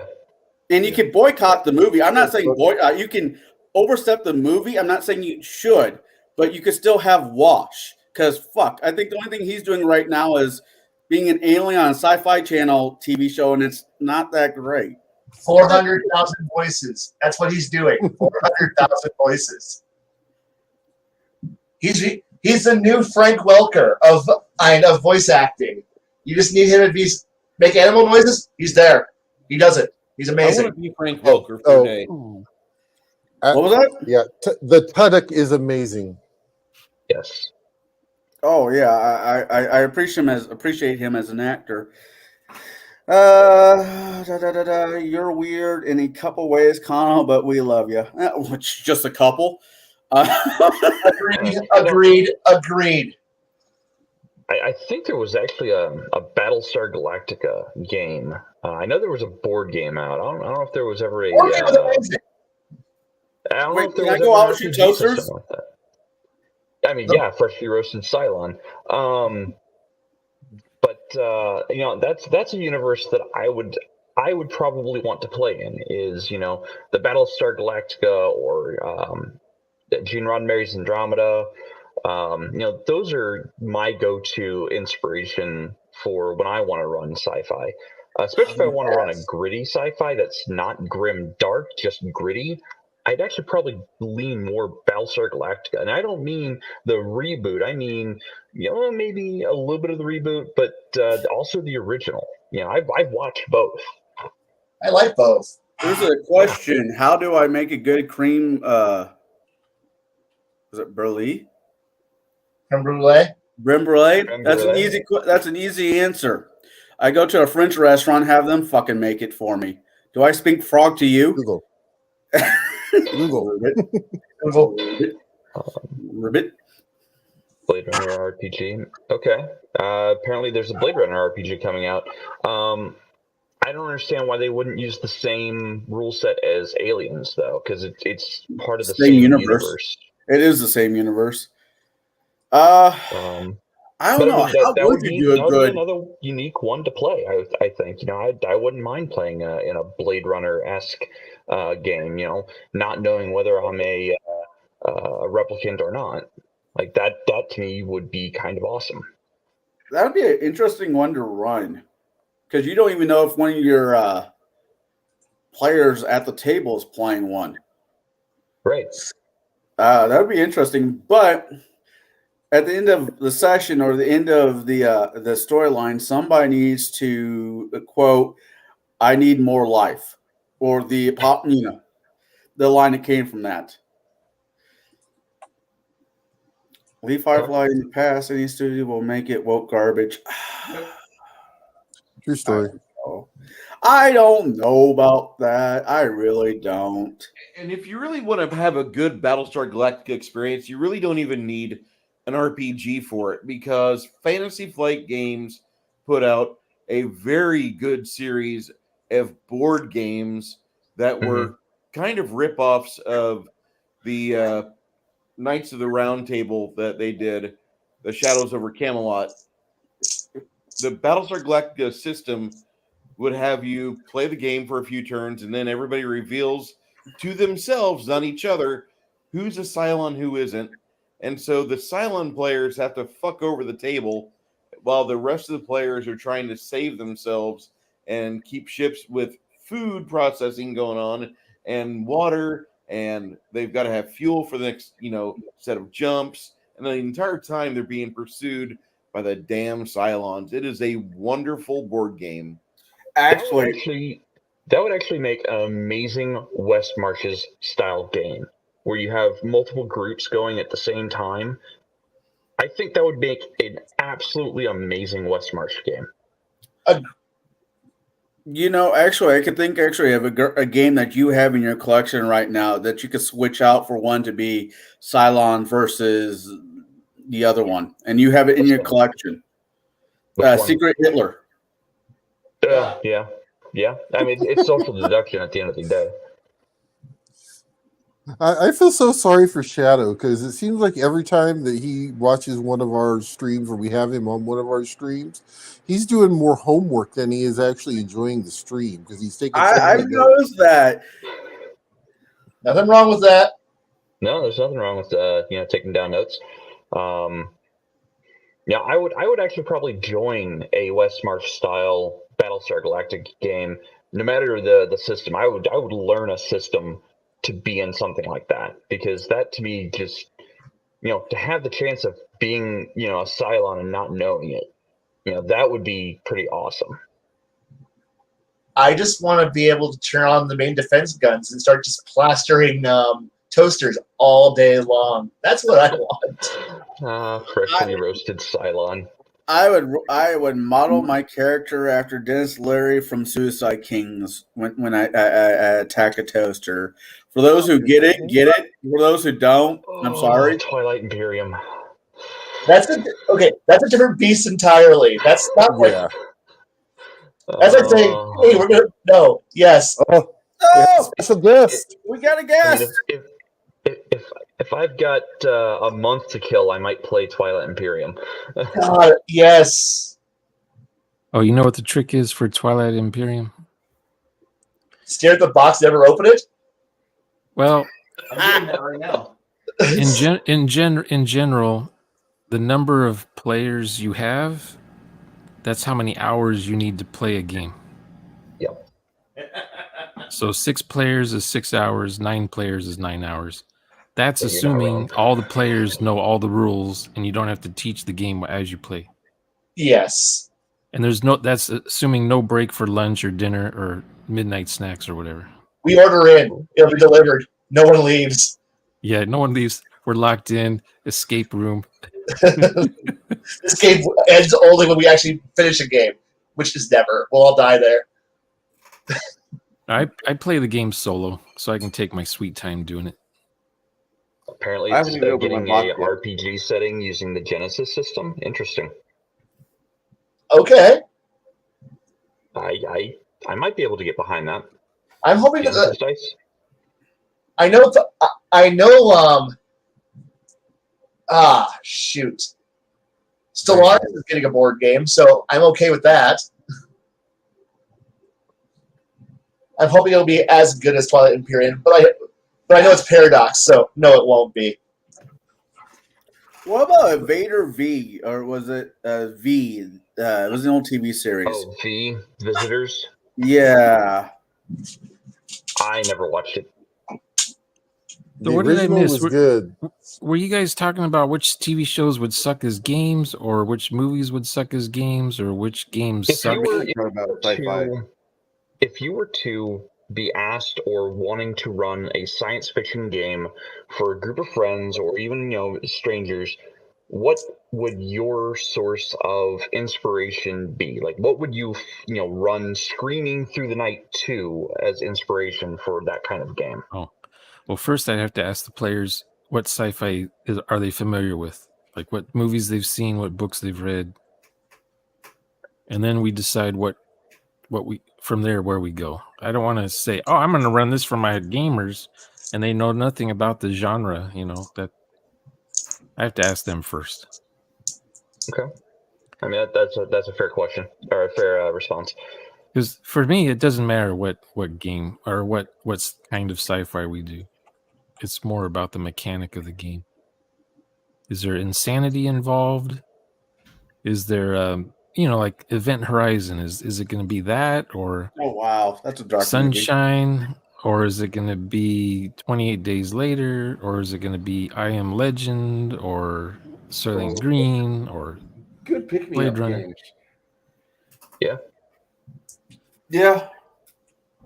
Mostly it's dystopian. I prefer dystopian, to be honest. Okay, and that's that's I think the root of the answer there is you're leaning more towards dystopian style stories or Yeah, because that's what I inspiration. grew up with. I grew up in the 70s, so that's all there was available Yeah. Planet until of the Star Apes. Wars came out.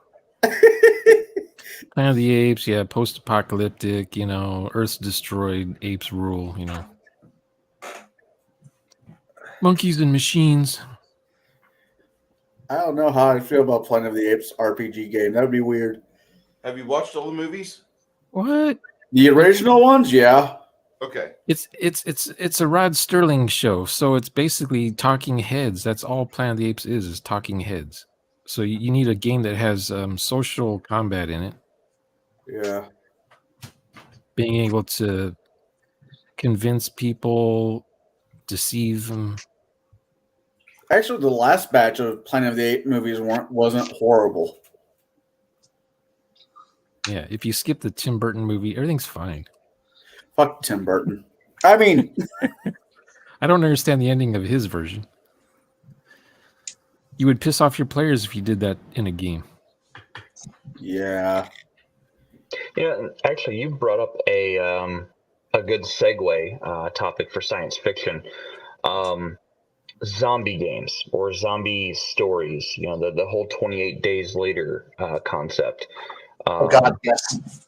I think that 20 years ago, zombies was like bacon. You just added zombies to anything and it just improves whatever you're doing. But now zombies, I think, are kind of Overplayed. dated. Yeah, overplayed, they're overused. a little overdone. You just gotta do them right. That's do them right. But do 'em different. if you do them differently, don't call them zombies. Don't say if they're fast or slow or smart zombies. Just don't call them zombies. Don't call them undead, unliving. Don't call them that. Just like in 28 Days Later, you don't know what they're called. They're just The infected. rage. They just have they're just infected or something. In Left 4 Dead, they don't really say what they are, do they? They're just infected. They don't. In Walking Dead, Yeah, they never use the word zombie. They've actually got specific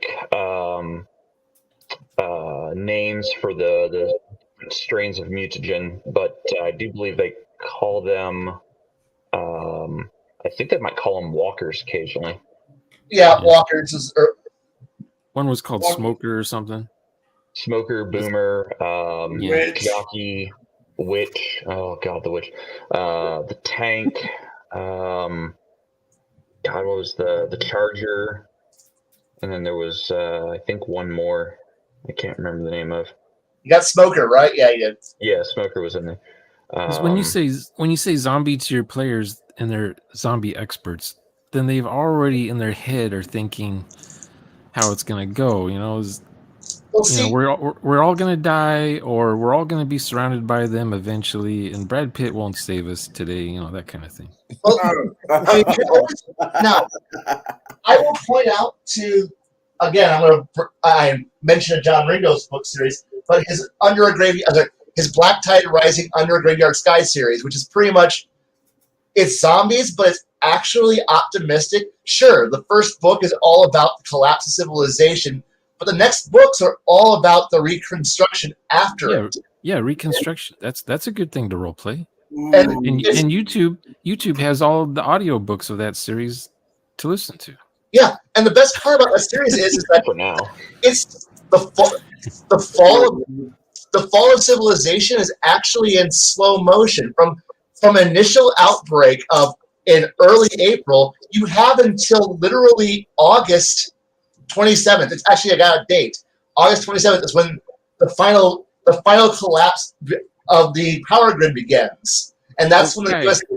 What's Remember in the first book, the guy meets that girl, and he's kind of showing her how to keep awake and stay on patrol at night and use a weapon, and yeah, it was kind of cool. And no one knew yet what had happened, like what was going on. Just power. There was just no power. There's no delivery trucks anymore. Yeah, and everyone was sort of isolated in their own little towns. And the thing is that sure, that book series gave you depending on which book you're reading and which side story is, you've got the disaster from. You really see it from sea, the naval point of view, or there's other books. It's we're trying. People are on a boat. They're just on a boat because it's the only safe place to be currently. Yeah. Or in other parts of the book series, you also have escaping to a dam in the Blue Ridge Mountains, or on a Caribbean island, or trying to reestablish the GPS grid from Antarctica, and working your way up from various locations, and you get to see the fall of mankind and all the various ways that you can survive. So it's 100 ways that you can literally run, especially when you have a slow motion apocalypse where you had time to see it coming, but you probably didn't do anything to stop it because, well, I mean, sure, it's happening, but is it happening fast enough for you? And you can run the end of the world slowly and let players kind of watch it happen and go, oh yeah, zombies, and then they realize, but wait, the power's still on. There's still food. I can still get ammunition. But you don't tell them when because I guarantee you most players don't know the actual end date. And you still have plenty of time to prep, like store food away and stuff. Yeah, and gasoline. But then you got to worry about, are you being alone? Are you just being an individualist? Well, take a look at River of Night. You can look at that one and go, and so you're a bunch of loners, and that's when the gleaners show up and start beating your face in because, well, you still got parts. There's only 4 of you, and they got 300 guys in cars. What are you like? And are you smart, or are you going to fight? Are you going to retreat? Are you going to find other people to be with? Are you going to try to regroup? Are you going to try to find other locations? You got to find people, find communications, reestablish everything. That's the other thing. Do you want the setting to be positive or totally depressing, where every village you go to, it's cannibals, or every village you go to are ex-military who are actually trying to reconstruct the world, and they let you into their little camp as long as you do work. Yeah. You have a skill of some sort, like they need engineers, they need teachers, that kind of thing.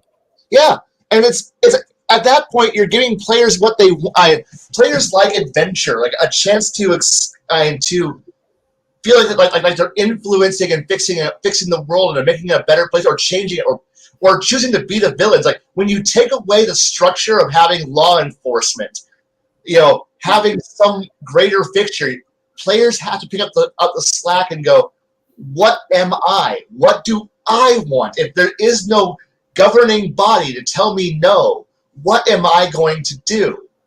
Some players are going to say, I'm going to become a pillager. I'm going to just ravage. I'm just going to be a gleaner. I'm going to look through the debris. I'm going to build and kill and take whatever I feel. I'm strong. I'm a hero. Or they can be the hero who saves people. These are aspects that you don't get to explore most of the time, because most of them are like, well, you got to go out and be a hero. No. Give the players a chance to choose what terrible choices, like what they want to be, and then let them run with it to its final conclusion, which might be them succeeding, having a heroic last stand on a dam, or fighting off the hordes, trying to save one little bit of society to maintain some point of saying humanity is not going off into the long night. It's just it's fun seeing what players will do in the face of total oblivion and going, if you die here, there's nothing. There is no continue. That's it. It's over. Do you fight hard? Do you want to do something more? And most players will choose to do the right thing. Some won't, but most will choose to do the right thing, and it's beautiful when that happens. And there's 101 different aspects that you can get this thought processing from for ideas from movies like Mad Max. Yeah, I was going to say Mad Max. Yeah, what? I was going to say Mad Max too. Yeah, Mad Max, or video games like Fallout. Just to name the two popular. Well, Fallout's more popular right now than Mad Max, but Mad Max is really where it's at.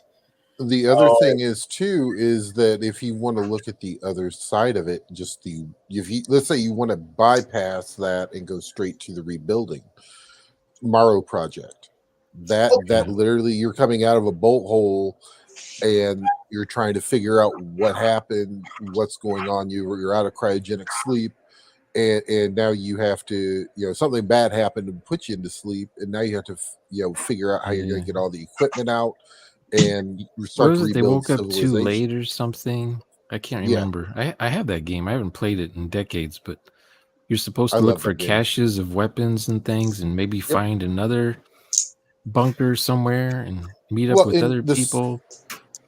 And see the But way you woke up we 100 always years played too it. late. Yeah. Well, see, we always played it in our local area, and we wound up traveling. We're Central Illinois, so we wound up traveling over to Indiana, just like Grisham Air Force Base, over a bunch of the old military bases that were actually on. You can actually see them on the map right now, Hey, and use that's your those as those. Now, was it blown up in your the stats. game? Was that base blown up in the game? Because all the bases in California were gone on my map. Well, the thing is that these were little armories. Oh, okay. Yeah, These there's are a just few of little those. armories and stuff like that. Yeah, So there's a yeah, few of that's those what we around here. used. I kind of want to make the joke. Make sure your character stocks up on toilet paper, because shit tickets will become worth money. Toilet is a right, not a privilege. 2-ply and 3-ply. I mean, the last 3 years of doing the coronavirus, the first year, the biggest argument wasn't, "Oh my God, we're running out of food." It's like, no, we're running out of toilet paper. So, Kai, how old were you when you first heard of an anti-hero? Oh, geez. Early 90s, back when when it first came popular. Yeah, for me, it was Mel Gibson in Road Warrior. That was the first time I'd ever heard that term before. Oh yeah, Mad Max. Yeah, he was the anti-hero, and I didn't know what an anti-hero even meant when I was a teenager. I didn't know that term until I was early teens. So yeah, I knew Road Warrior, and I really loved those movies.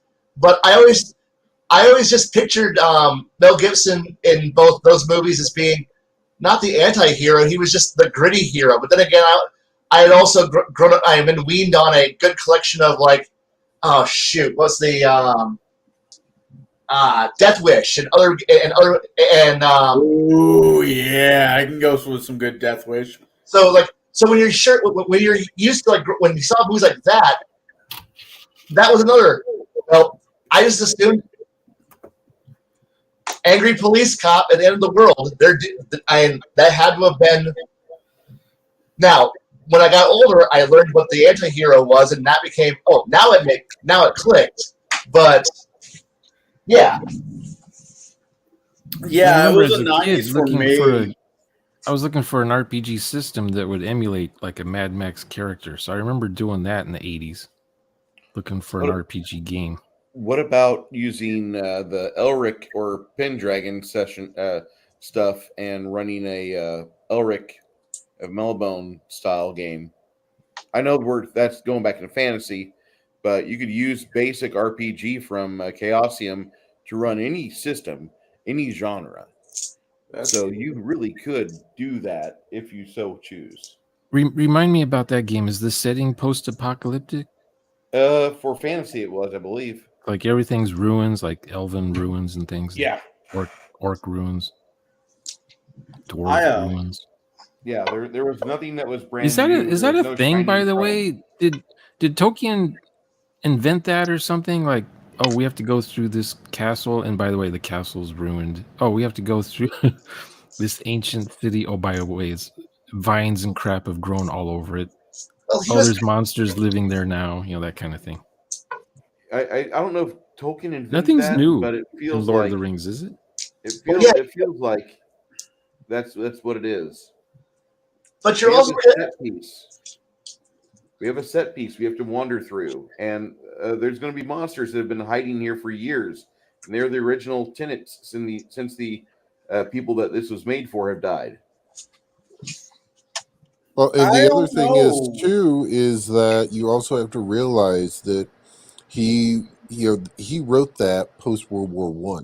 So he was in Britain. So if you look around Britain, you had a Yeah, lot that's of true. older things that were That's true. overgrown, Yeah. that were abandoned and stuff like that. So that's where that inspiration came from. That's right. I forgot about that. Now, Boy and His Dog, I saw that in the theater so many times. It was always double feature with something around that time. Born his dog.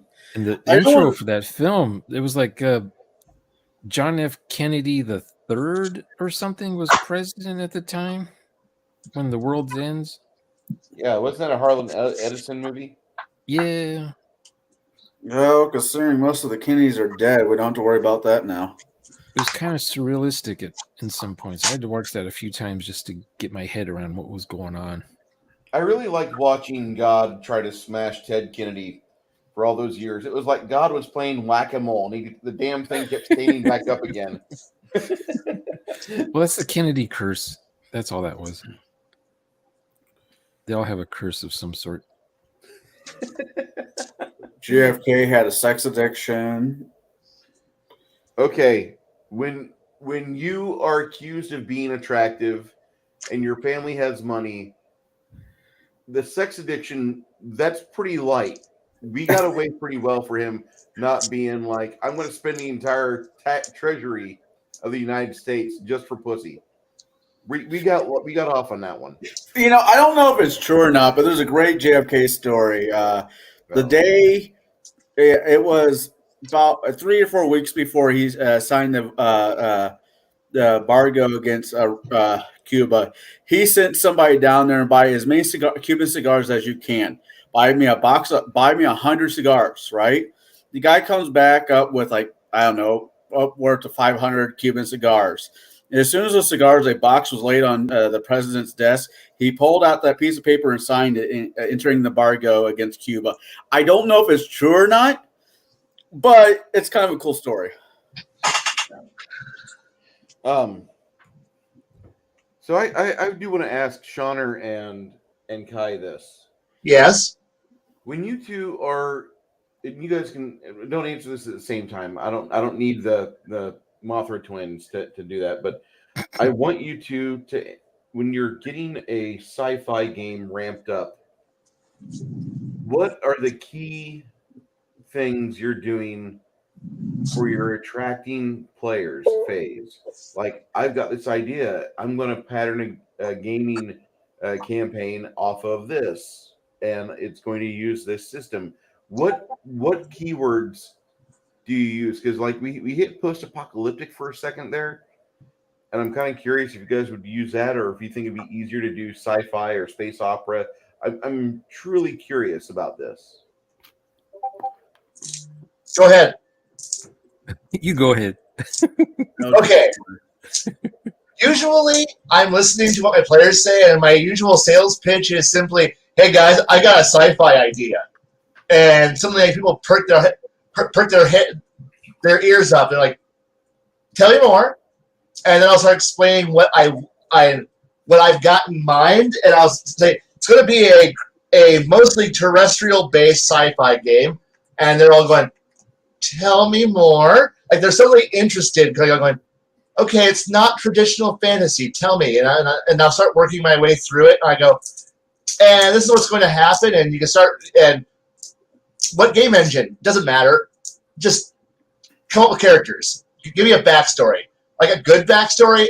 Here's the handout of what the current setting is like, and if you guys think it's a good idea, write up a paragraph, and I'll be happy. Just a basic idea of what you are, and then we'll make characters from there. And ding, I got everybody on board. And because all I gotta do is say, or with certain people, is simply, "Y'all want to drive a spaceship?"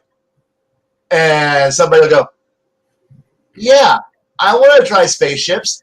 And they get one player who goes, "I want to drive a fighter plane." Okay. And in my head, all I do is just change what the ship's going to be, the party's ship is going to be. It's like, so if I got one player who's like, this is what I got for a concept, they go, "Oh, so you want to play, Admiral Kane?" "Yeah, I can work with that.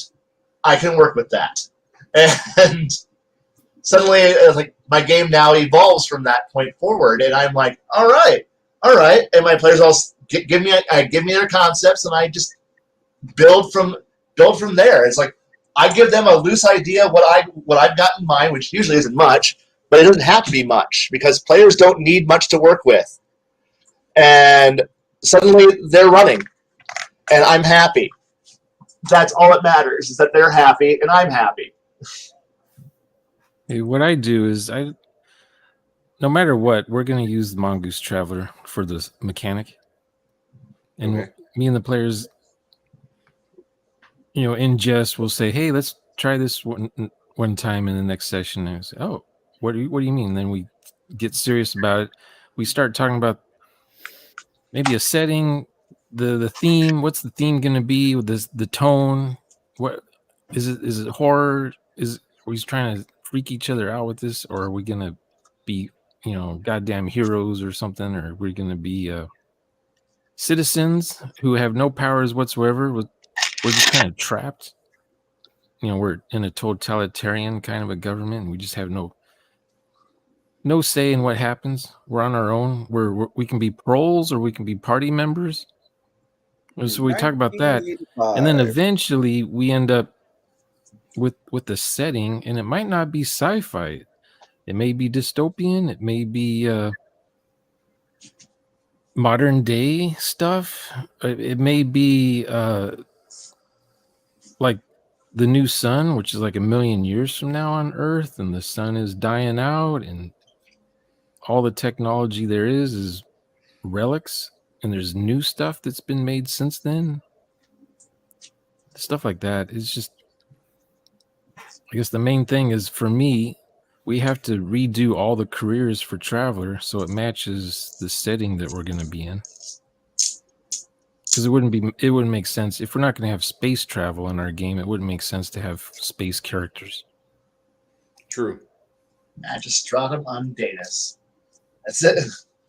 I mean, are there robots? What's the tech level? I mean, we're assuming there's internet going on, and there's do we have flying cars, or just regular cars, or no cars? There's no gasoline. Everyone's riding around.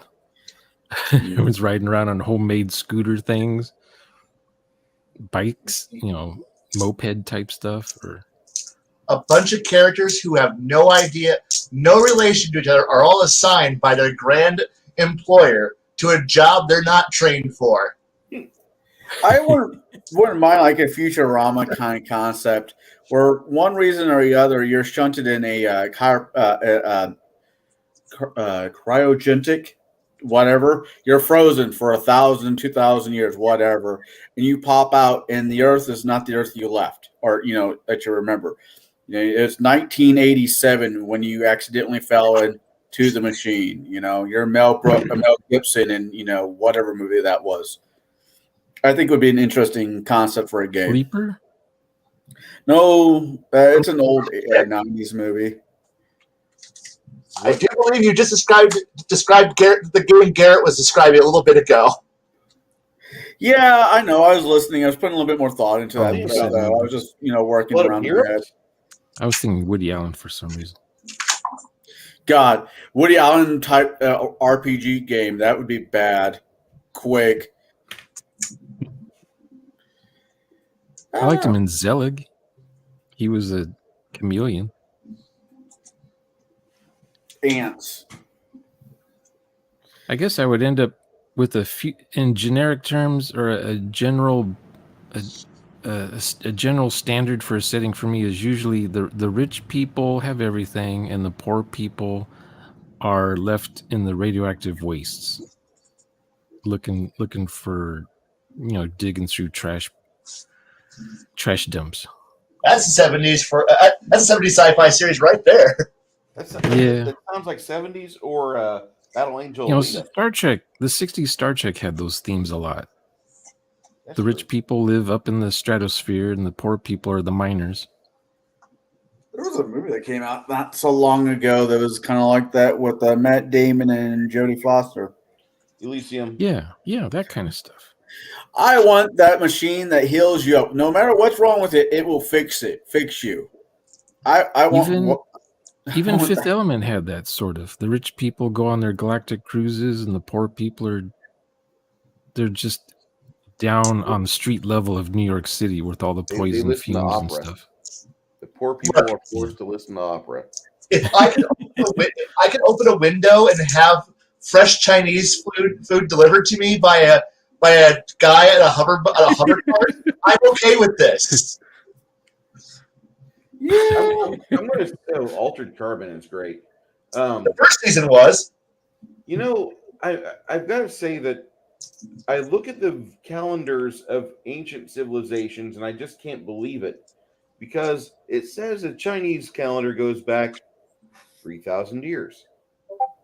I'm like, wow, that's pretty impressive for the dynasties. That's awesome. And then I look at the Jewish calendars; they go back 6,000 years, and I'm like, I don't believe it. I can't see a Jew going 3,000 years before he gets first Chinese food. I just don't. I just don't see that. Every one of my friends from the Heidelbergs, they're like, whenever they meet up with you, the first thing out of their mouth is, "Have you tried that new Chinese place over at blah blah blah blah blah?" Because they want to go eat it. They want to try it out. Oh, I really want to go. I mean, it's a new Chinese restaurant. We don't have enough of those in San Antonio. 50 of them closed during the pandemic. So God, I wish there was a decent Chinese restaurant around where I live. I have to go to Peoria to find one.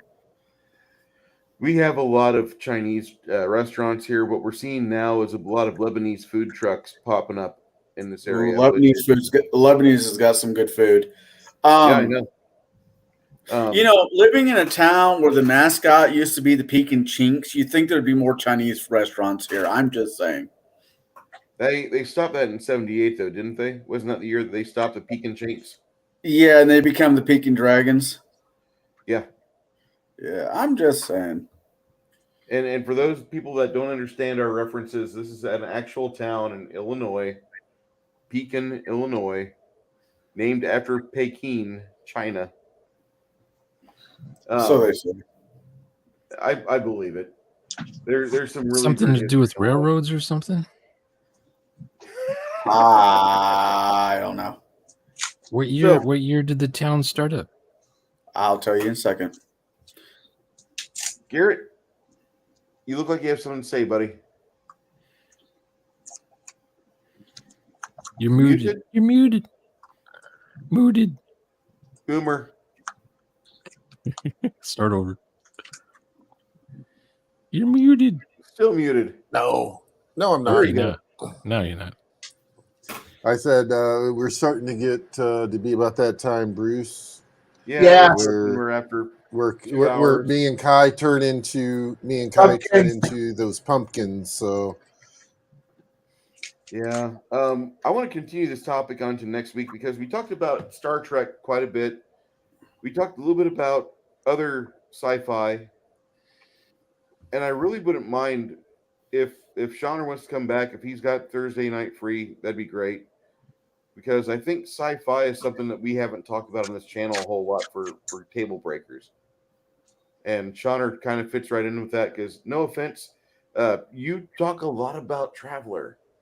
And only 2 people here. I would talk about Serenity, but it's out of print. No one has that game but me. Not for a while. I still have my copy. So, yes. I actually have a copy. Well, let me rephrase Serenity's that. My wife another has great a copy. role-playing game. It is.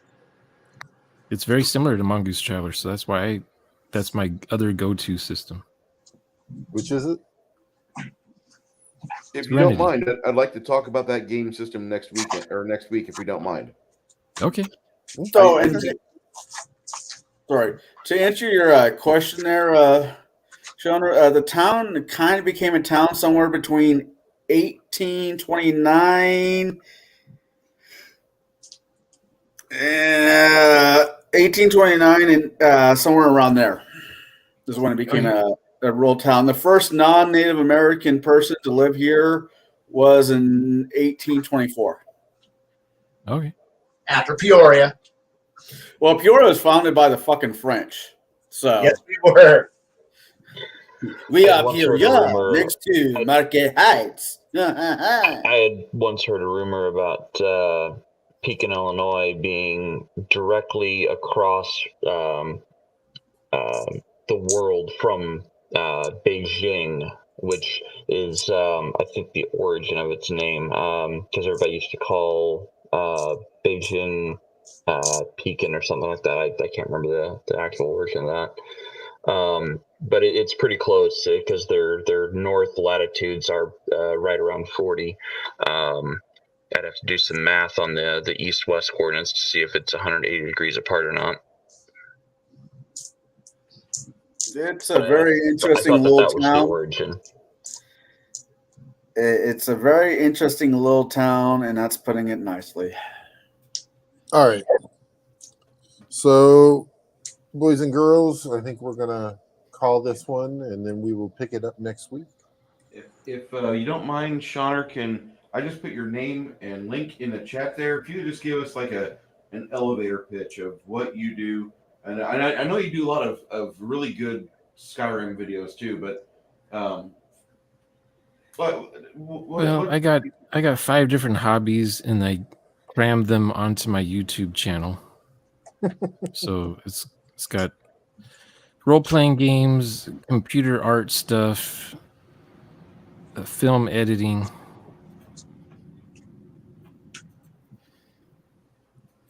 some other stuff.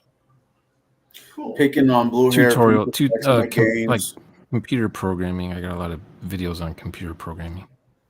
One day I'll part it all out and have 5 different YouTube channels, but not now. I personally like his intake of the new Space Jammers, Spell Jammers. I thought that was quite amusing. To see that because it caused a lot of problems with people, yours and Legion of Myth alike. It's great. Oh, he's still catching hell about that yesterday. All right. Oh, it should be. You guys, if you make a product that looks like crap because it has a theme, but it tells you none of the details, nor does it tell you any reason why you should buy it, your product sucks. And then you have some Pat on your introductory video trying to show off her. It made me confused. I was so confused when watching because I didn't know what the focus was. Don't confuse the Bruce. What? Don't confuse the Bruce. He gets violence and throws things. Yeah, I do. I wanted to beat on them because, like, how dare you screw up what should be an easy sell? We're doing Treasure Planet in space on D&D Engine. Come on, kids, have fun. Nope, they don't do that. They don't do that at all. Stupid. Well, when I watched the trailer on Legion of Myth, I totally got what the video was about. Because when I was doing it on my channel, I was kind of focusing on videotaping it while I watched it. So I wasn't getting a whole lot of what was happening in that little 30-second long trailer. It's a fine because it was a joy to watch. It was a joy to watch you do your review on it. Because I thought someone was to watch Garrett. I knew he beat me to it. I thought someone was in the crow's nest throwing messages in a bottle off the ship or something. But they just banged into one. But I still don't know what the deal was with the 2 people and the hamster. Was that hologram was current day or what from his childhood or what? The hamster should be dead. Come on, D&D. Tell us what we need to know. These are very good questions. You're not allowed to ask about the hamster. And I still like the scene where they got those guys with the space helmets. That was kind of cool. I'm not used to seeing space helmets in D&D ever. Unless it's Star Frontiers, but I don't know if that was D&D. That could have been something else. Well, they screwed up because they said for the first time in an RPG you can now play an ooze, and I thought the Drassolites from Star Frontiers. Come on. Why do they say first time ever when they're lying? If you lying. just do some Google search, you'll find that it's not the first time anything's happened. It's just the same as whenever fucking Black Panther came out and the dumbasses at Disney Plus or Disney said, "Oh, we have our first black superhero." Yeah, because Blade was totally not a black superhero. Or Meteor Man? Yeah. Or Leonard Part 6, my favorite. Well, hey, wait. What about Black Light or Black Dynamite? He was a superhero. Dynamite! Oh, the Wayne Martin. Yeah, I forgot about that one. Shaquille O'Neal, Will Smith was Hancock. Steel. You can just go on and on Yeah, and on. Steel. Yeah. Still It was wasn't. such a good movie. It really was. I mean, was. Anyways, I think it's that time, as Garrett says. Let you guys So, do your sign off. Bruce, I know that you got something going on this weekend that I'm a part of. Yeah. Yes, I'll be Bruce. running What do my you have game going on? Saturday. This Saturday. Yep. I'll be running that at about 30 minutes after noon on the Central Standard Time. So if you guys want to watch me have some new players in the game and get them involved with trying to repel an invasion of giants and hobgoblins, go ahead and tune on back into this channel. And we'll be running the live stream for about 7 hours. I'm planning for about 7 to 8 hours. I hope you guys can last. You could be playing Twilight Imperium. I could. But you have enough time to do that. I've never played it before, so it's going to take me 4 times the amount of time that would normally be needed. Yeah. Well, I got his And campaign. plus, you need a table that's like 9 feet by 6 feet. I have a table For all that the is parts. actually suitable size for that. Oh, okay. Actually, the table I have it's 10.5 feet by 5 feet. And then on top of that, I have a 15 inches off of that table. I have another table that is 8 foot by 5 feet. And we put our battle mats on there for the game that I run. So we have our laptops or tablets underneath. Because I don't want to see wires on my table. Those aren't wires; those are vines. Yes, of course. All right. Black vines. Kai, what do you have going on there? I'm going to be celebrating the fact that my last day of moving is on Saturday. And I should probably be able to sit in on your game on Saturday. Holy moly! We got a Kai. I will be watching. Will it play? Maybe. Watch. Oh, Lord. I have an idea for a character, but yeah. Well, I don't know if it'll work or not, so I wanted to at least watch a bit. Poor Shadow thought this campaign was the all paladin campaign that we've been talking about for the last 12 years. Oh God. No. And with that, guys, I'm going to end the broadcast. I want to thank everybody for stepping into the session tonight. Mr. Sean Driscoll, I thank you so much for being a guest in our stream about science fiction gaming at your tabletop. And we will look forward to seeing all of you for TableBreakers next Thursday evening, roughly 7:45 Central Standard Time. Thank you so much. Night, everybody.